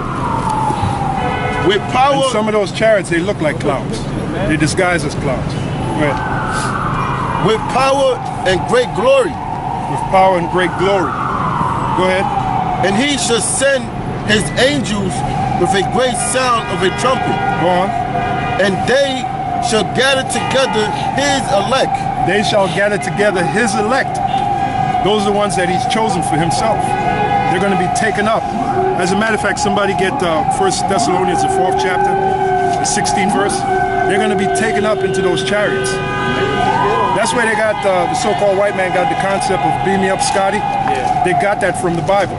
So the chariot will send for lack of a better term, a tractor beam, a light, and you see the guy going up into the chariot. As a matter of fact, when the Lord, after the 40th day, after he spent with his disciples, after he was crucified and resurrected, you know how he disappeared from the disciples, how he was taken away? By a chariot. The chariot came and took the Lord away. And the disciples watched him go up in the air. Then the angel... Like you said, a tractor beam came down and lifted him up, Yeah, and then the angel said, why are you guys standing gazing at the Lord? The same way you see him go is the same way he's coming back. And that's what we're waiting for. Yeah, right. That's what we're waiting for. This first to us, man, let me tell you something. To us, all this is bullshit. We're waiting for the real deal, man. All right? 1 Thessalonians 4 and 16. For the Lord himself shall descend from heaven with a shout, with the voice of the archangel, and with the trump of the Most High. And the dead in Yahushua shall rise first. Yeah, that's the brothers that died in the faith. Even they're going to come out the graves and go right into the chariot. As a matter of fact, when the Lord gave up his spirit on the cross, the scriptures tell you there were certain saints that had died that rose up out the graves and walked back to Jerusalem.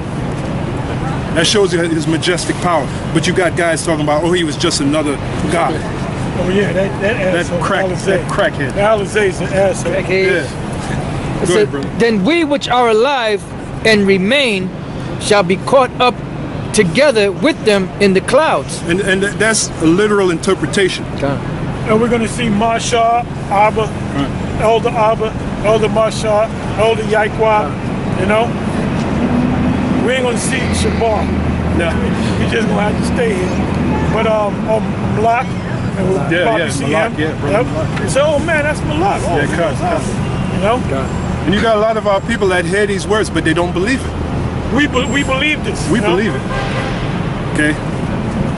Because you know why they don't? We believe a man with an innumerable amount of angels is going to crack these clouds. Oh, absolutely. And they're going to come down here and deliver a certain number of our people. And you believe it because the Lord Yahweh Shem Yahushua has given you the spirit to believe it. It's a gift called faith. That's in Ephesians 2:8. You don't believe it because of yourself, not because you're so smart.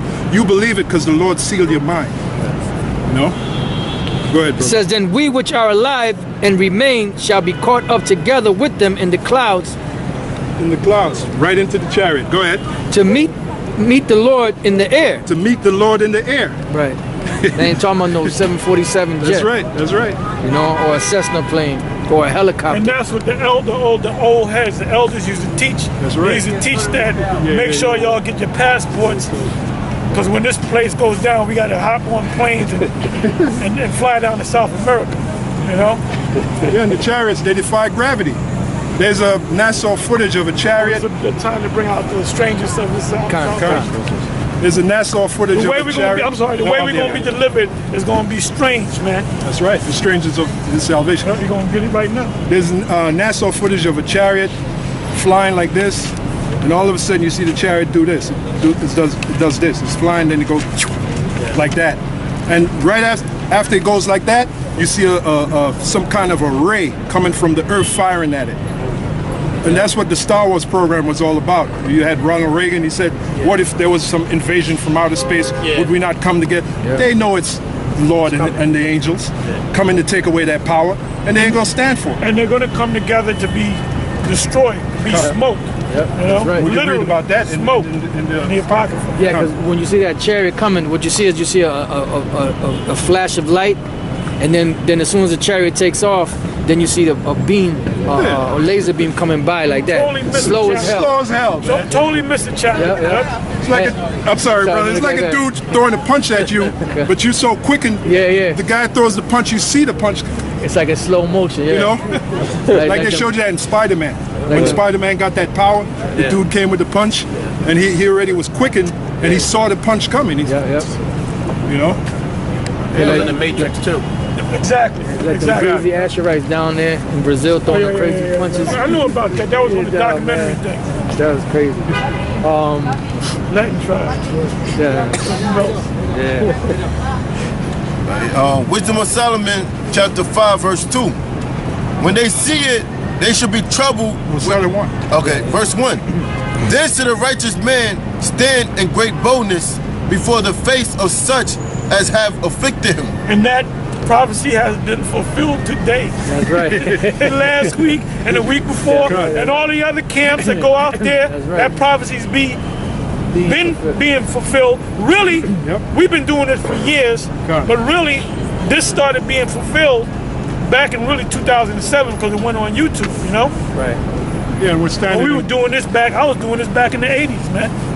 Yeah, we're standing in great boldness. It takes boldness to come out here and you know, just prophesy this word. Yeah, I just dropping somebody off. This place is fucking bananas. I hate coming in here. You know what I'm saying? There's a whole bunch of bullshit down here. Well, listen, well, that's in the scriptures. Give me that in Isaiah 24:10. Also, to add to the Apostle Elder, scriptures say, man's goings are of the Lord. How can a man understand his own way? So maybe the Spirit of the Lord brought you here. Yeah. So you can hear this and consider it at But least. now you know the YouTube. We on YouTube. You can watch all this that you watch. You gonna watch this whole thing on YouTube. That's it. Man's goings are of the Lord. How can a man understand his own ways? This is Isaiah 24:10. You're going to learn everything is predestinated. There's no such thing as free will. Oh, I did this because I wanted to. No, you did it because the Heavenly Father put the Spirit on you to do it. That's right. Hey, cause you ever had like you were gonna do something one day, but then all of a sudden things just turned out wrong, and you didn't get to do what you were supposed to do that day. Yeah. That because the Lord diverted you because He didn't want you to do whatever it was. He wanted you to do something else. Oh, by the way, since these brothers are here, these brothers are DTA. They're from Jersey, so they got a camp. They're different camp than us, but we're brothers. You know? Where's that from? You can talk to them because he lives in Jersey. So, yeah. Oh, Newark? Yeah. We're up in Bergen County. I think that's down in Essex County.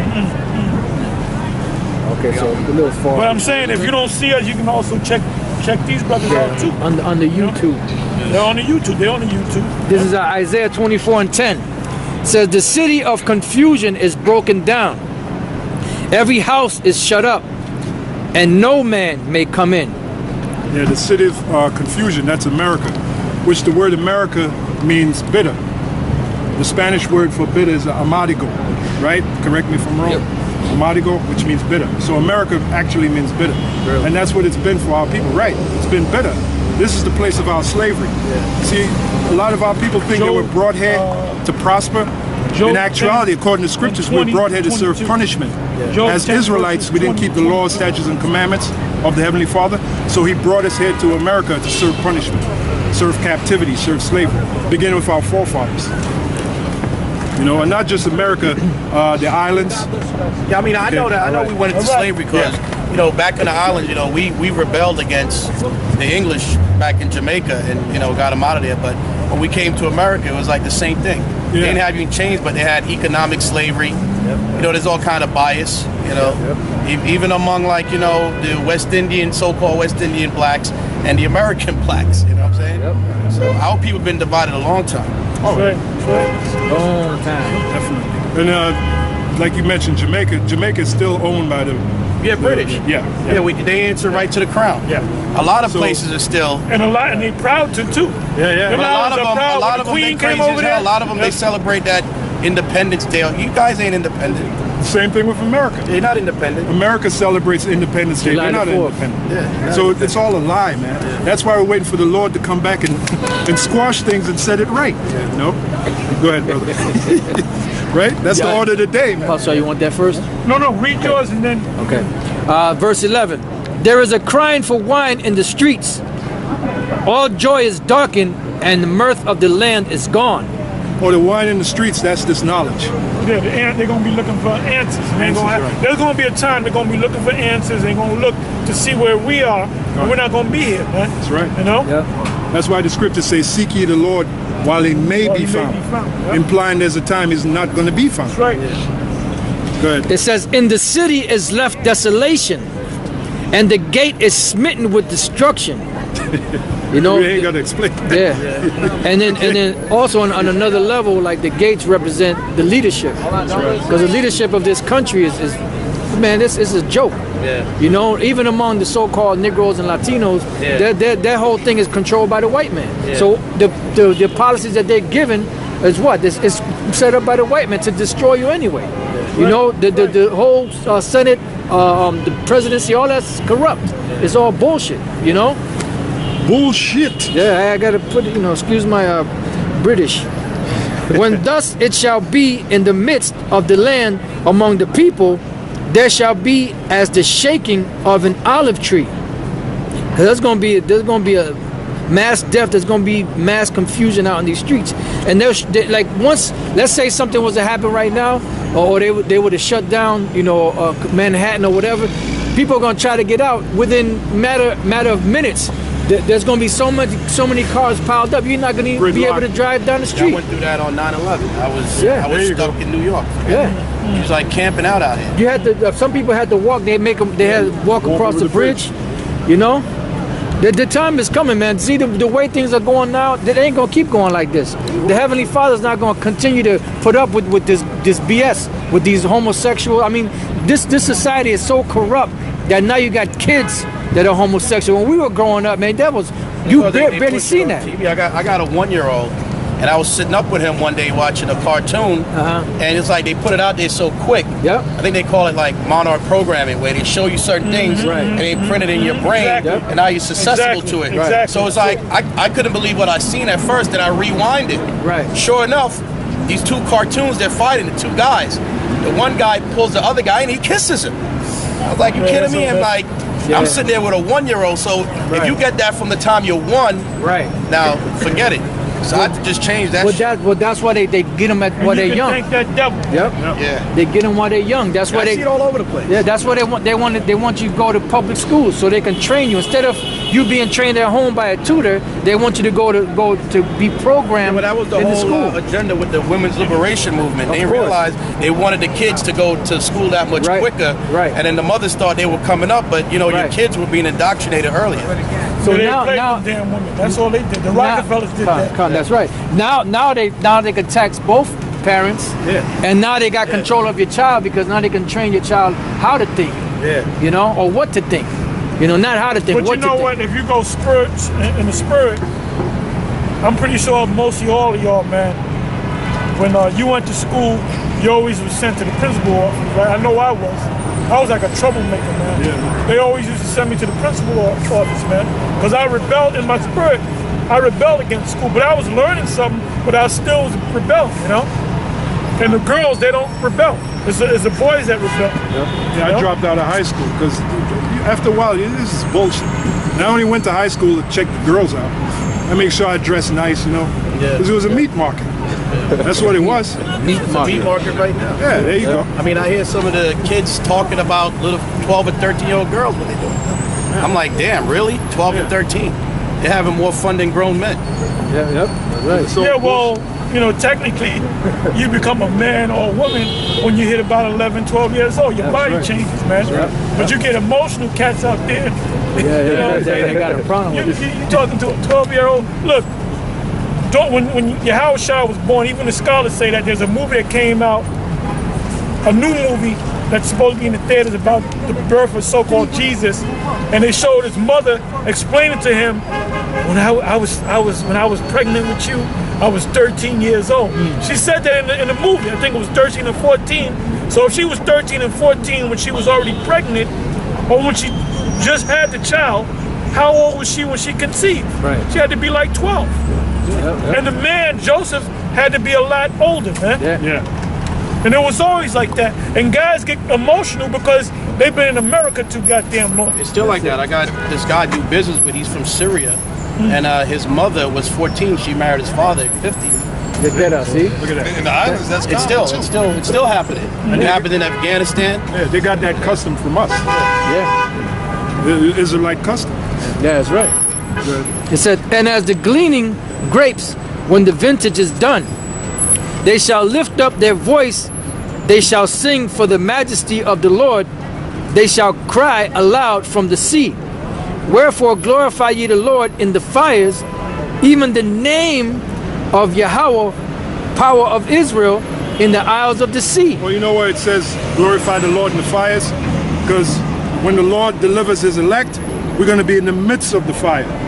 Like you're going to have the fire from the nuclear missiles and the fire from the chariots, turning America into a lake of fire. So here comes the elect being taken out of the fire. They're going to first of all, you're going to be happy as hell you got out of that fire. Second of all, you're going to be happy that the Lord delivered you. You're going to be scared too. And you're going to be scared too at the same time. So it's a mixture of It emotions. said the remnant were fighting and gave glory unto the Most High. They're going to call on the name of Yahweh by Hashem Yahushua. Yeah, not like sweet this Jesus. here. If Alizé make it, he ain't going to make it. But if he does make it, he ain't going to be talking shit up there. That's right. You know? Because we'll kick him out the shit. Ponytail and all. Who the hell is Alizé? You don't want to know. You don't want to know, He's a nobody. Yeah. What they say about Alexander? No, Alizé. Alizé. Oh, Alizé. I thought it was like a drink. Is that a It is a drink. That's a guy. That's his nickname. Bring it back. I want to hear. What Alizé? Bring it back. I want to hear. you want to say about it. Is that cool? You know Rest Alizé? and drink. No, I know the drink, but I don't know how No, there's a guy named Alizar. We call him Alizé as a nickname. This is a messenger. Yeah, You know? He's a real moron. Okay. I'm proving to be a real. Where's he from? He's from out in the west. Out west, yeah. Israel. Israel. Yep. How I pick that one, huh? I don't know. There's a guy that said he suffers from a constant state of delirium. That alone tells you what you need to know. Yeah. Anybody that say I suffer from a constant state of delirium, that alone lets you know. You need the white. Then you need a straitjacket. There's a lot of people out here on meds I'm nowadays. ADD. They're What's on meds. delirium? What's that? Bring that up. Delirium, like ADD, that's something that Esau made and slapped it on you, man. Yeah. Esau made, he look, you this.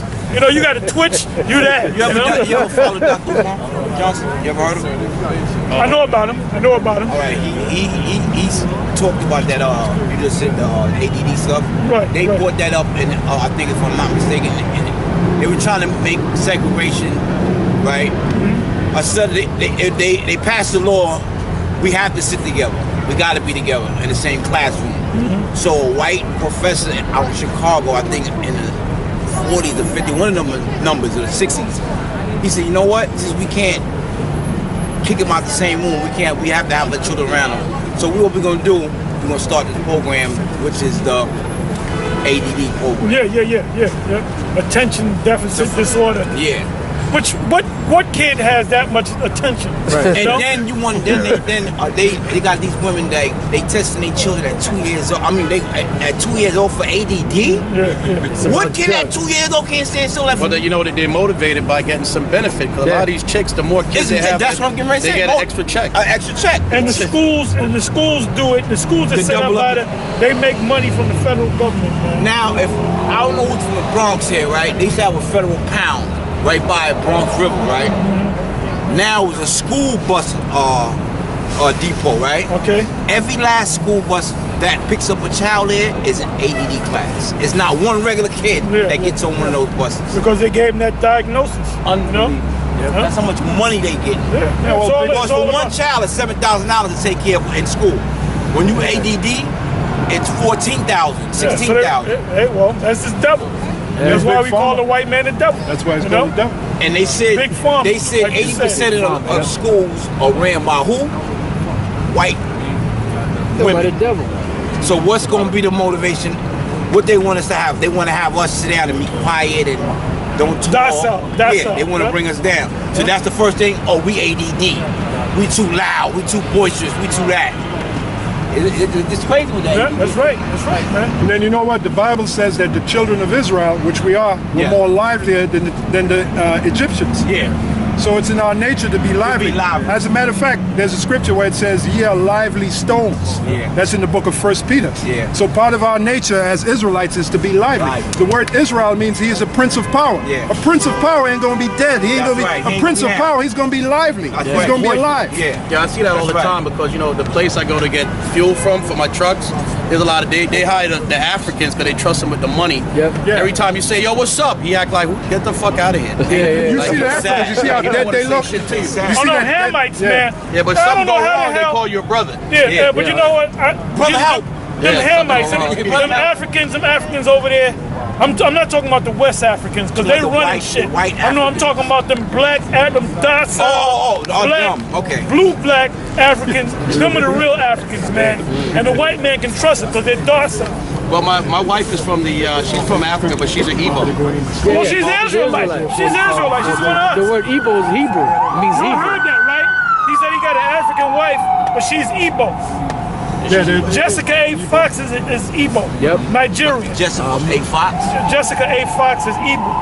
Nas, he's Yoruba. Igbo, yeah. He's Yoruba. My wife is definitely turned up, so she's not an African. Oh, of course. Morgan Freeman. Morgan Freeman. Yep. Morgan Freeman also? Forrest Whitaker. Yep. Oh, yeah? Yep. They're all. Their line goes back to the West Igbo. Yep. But I heard that's what that whole the Muslims killing the Igbo tribe over there was about to try to exterminate them. Because the Israelites. Yep. And that word Igbo goes back to Ibar, which means Hebrew. Yep. Which all goes back to Hebrew Her Israelites. family keep a lot of customs like the. Because they're Israelites. Because they're Israelites. Exactly. Now you had different communities all throughout West Africa. You know, all throughout the coast of West Let me ask Africa. you a question, brother.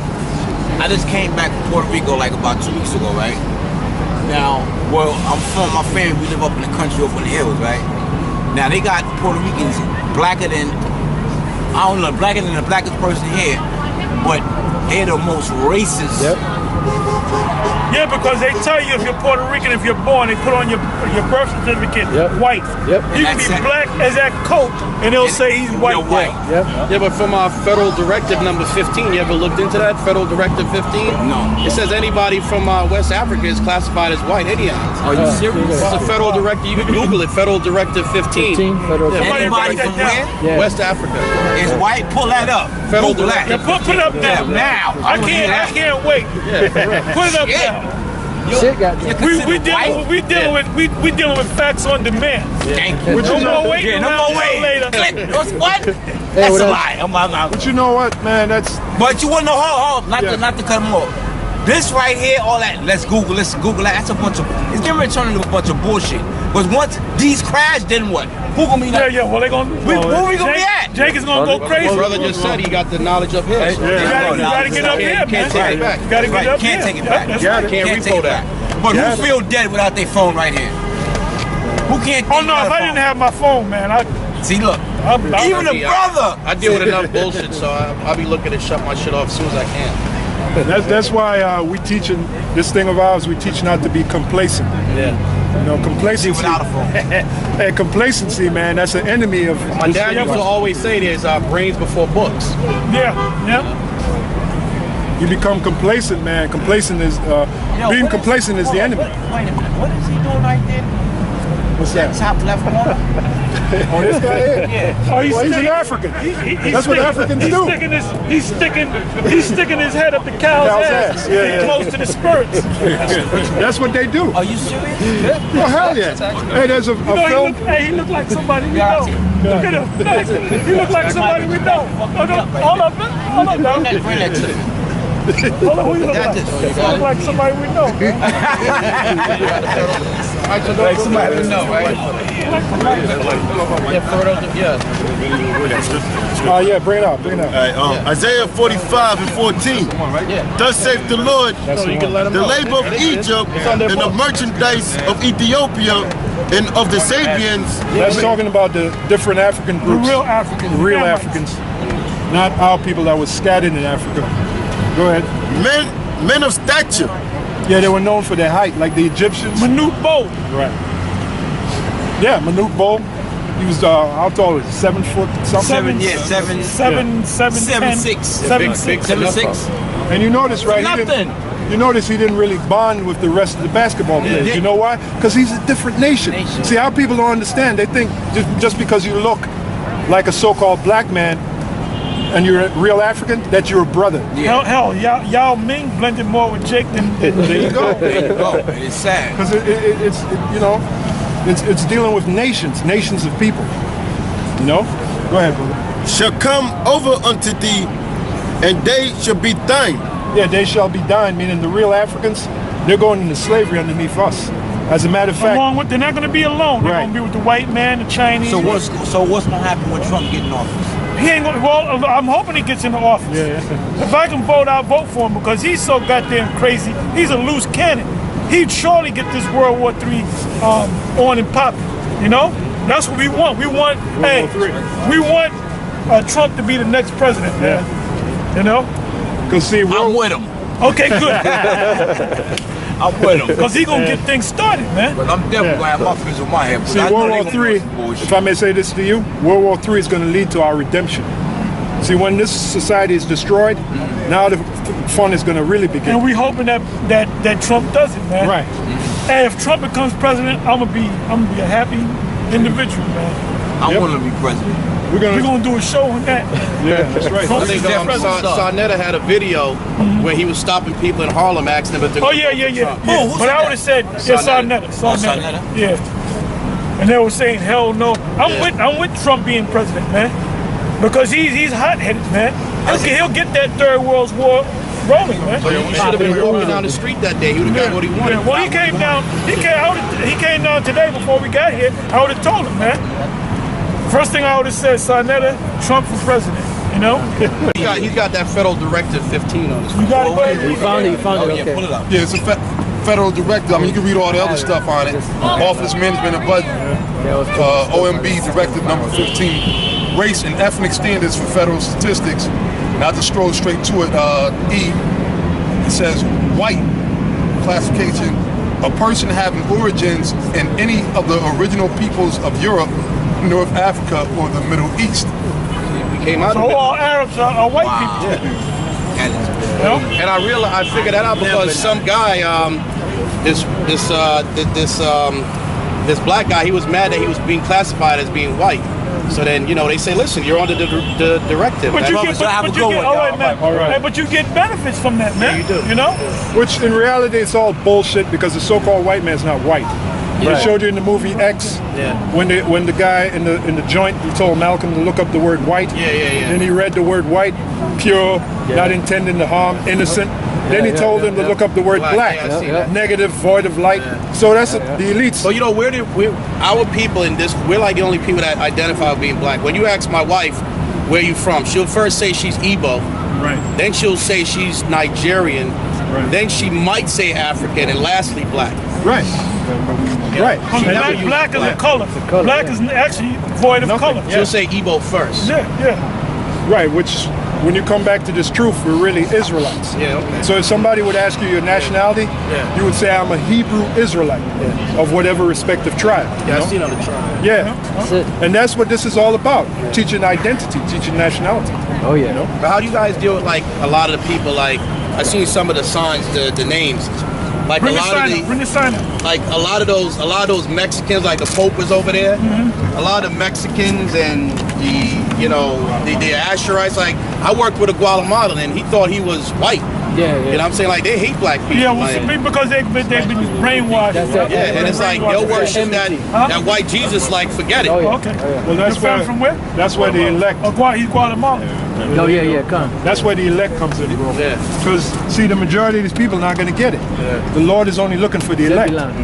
As a matter of fact, you heard of the 144,000? Yeah, I heard. That's the elect. That's 12,000 from each tribe that's going to get We're it. hoping that we a part of that. That's right. That's right. They're going to get it. They're not going to The be saints come marching in. disillusioned in their mind. They're not going to. They're going to know exactly who they are. They're going to know the truth. The 12,000 from each tribe. And like the elder apostle said, we hope we're of that number. That's why the scriptures say, give diligence to make your call in an election sure. This is part of our diligence. That we come out here on the street every Saturday, we teach the word, you know. And see this right here, this gathering, you notice we're all so-called black men, Latino men. This scares these cops. They know what's going on right now, man. You know? They scared, man. That's the scriptures. And then it said we're gonna stand on our feet. Every time we come out here, we stand on our feet. No beach chair. 2 hours, 4 hours, 5 hours, 8 hours. We stand on our feet, man. I ain't seen nobody now one of you go to the bathroom. You know, you make sure you go to the bathroom first, and then and back in the day when we used to have the camp, we used to have breaks. Ain't nobody take no breaks, man. Nah. You know, you just come down here and do what we got to do. You know? Used to go get something to eat and all that. Go get something to eat. Got a brother eating in the car, man. You here for war, man. You know? So how long you been doing this? Me, myself, well, it varies from like 30 years. I've been doing this for over 30 Right here years. at the spot? Well, just spot and other Different spots. spots. Then you got brothers that came in 7 years ago, 6, 8 years ago, 20 years ago, you know, from different walks of life, you know? That's right. Yes. Hey, when you read the history, right before the Lord destroyed a nation that was in power, he sent the prophets. As a matter of fact, get that Jeremiah 28. Yeah, that's a powerful scripture that we always bring out. Before he destroyed this nation? No, before he destroyed any nation that was in power. Right now, the Edomites are in power. Yeah. This is their rulership. Go ahead, bro. Jeremiah 28:8. The prophets that have been before me. And that's what we are. When people hear the word prophet, they're thinking of a pseudo holy man floating in a lotus position. Now, the word prophet just means say before. So using the Bible and being inspired. Prophesy. Right. We're saying things that's going to happen before it happens. Go ahead, brother. It says Jeremiah 28:8. The prophets that have been before me and before thee of old prophesied both against many countries. Right, and which we're doing. We're prophesying against America. America's going to be destroyed, you know. Go ahead. And against great kingdoms. America's a great kingdom. You know, this so-called white man's world is a great kingdom, but it's going down. You know, go ahead. Of war? Of war. We're saying war is coming, right? You have wars now. You have rumors of wars, and then they're going to be the big war, which is World War III, which, like the Apostle Elder said, that's why we hope Trump gets in there, because Trump will escalate World War III. He'll escalate it. You know, go ahead. And of evil? And of evil, which when you look up that word evil, it means a bad time. So when you have the race wars, the race riots, when you have martial law, that's all part of that evil.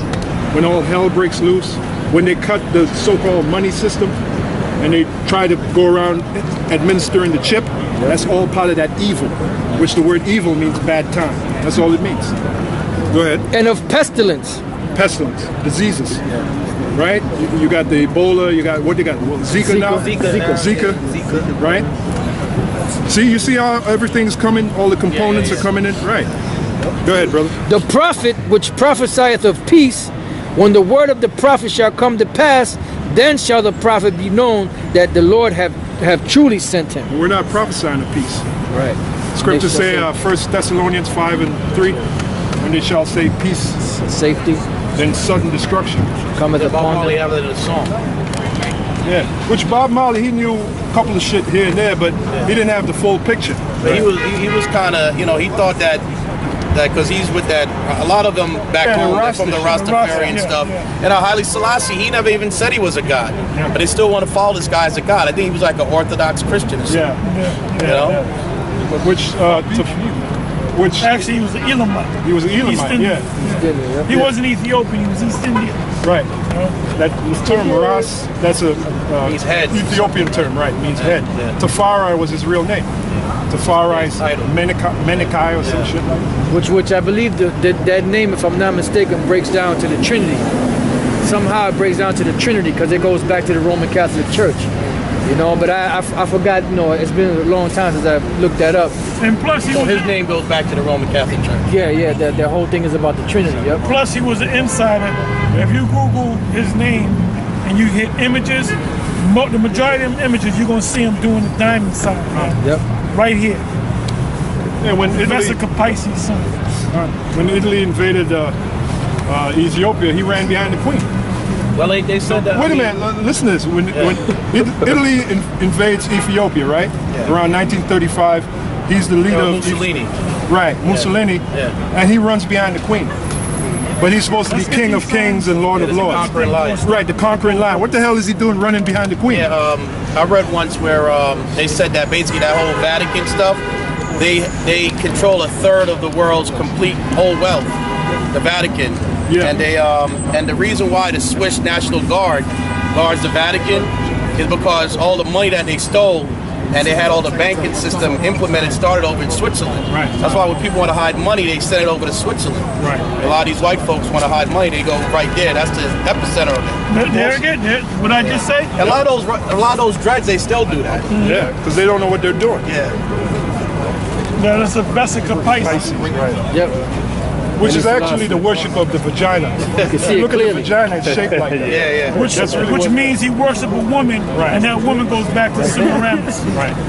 The mother of Tammuz, the husband of Nimrod. That's him. That's who they worship. That's what God. And do you know this guy was buried under a toilet? Yeah, no, I heard that. Yeah, You heard that? Yeah. King of Kings, Lord of Lords, and buried under a toilet.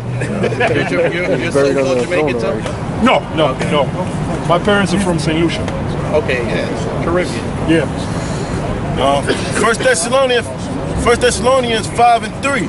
For when they shall say peace and safety, then sudden destruction cometh upon them. There you go. Sudden destruction. I travail So, just on that alone, we're not supposed to be teaching peace. Yeah. We're not supposed to be prophesying peace. Yeah. Like Nate, you spoke of the IUIC. Yeah. That's what they do. They get you in a peaceful His thing vibe. is he's trying to set up the new Black Wall Street. Yeah. We're not here to be established in this place. We're here to prophesy the downfall of this place to get the hell up out of Yeah, here, they're man. building schools and stuff and all kinds. Yeah, well, that's not the Most High's plan. He's doing his own. buildings and stuff. He's doing his own thing. You know. Hey, to borrow a phrase, you know what? When you're learning this truth, you know how you're supposed to be? Like a cat on a hot tin roof. The cat, imagine a hot tin roof. Yeah. The cat ain't just, he's gonna be jumping. Yeah. That's how you gotta be, man. Because this thing can pop off any moment. The scriptures speak of us as being pilgrims on the earth. There you go. A pilgrim is someone that lands in place and they constantly moving. You know, they're not settled in one place. Like that cat. You put a cat on a hot tin roof, you think he's just gonna, you know how cats like to they curl up. Man, that cat gonna be jumping all around. Yeah, that's how we are. You know? Yeah. Go ahead. After that, we're gonna come. Yeah. I travail upon a woman with child, and they shall not escape. Yeah, like when a woman with child, when she's about to give birth, she has a pain here, pain there. That's how this world is going to be. A little pain here, a little pain there. And it's happening now. And it's happening now. And the baby is the nuclear missiles. And that's why the elder apostle said, we hope Trump get in there because he's going to escalate it. Yeah. Which, to be honest, he's not going to do nothing that the Heavenly Father through his son don't want him to do. Yeah. Because really, the scriptures tell you that the kings of the earth are controlled by the Heavenly Father through his son. You know? He controls everything. Yahweh Bashem Yahushua. That's the Heavenly Father's name and his son's name. So, you know, that. So with that, we out of here. Okay. Nice meeting you, bro. Listen,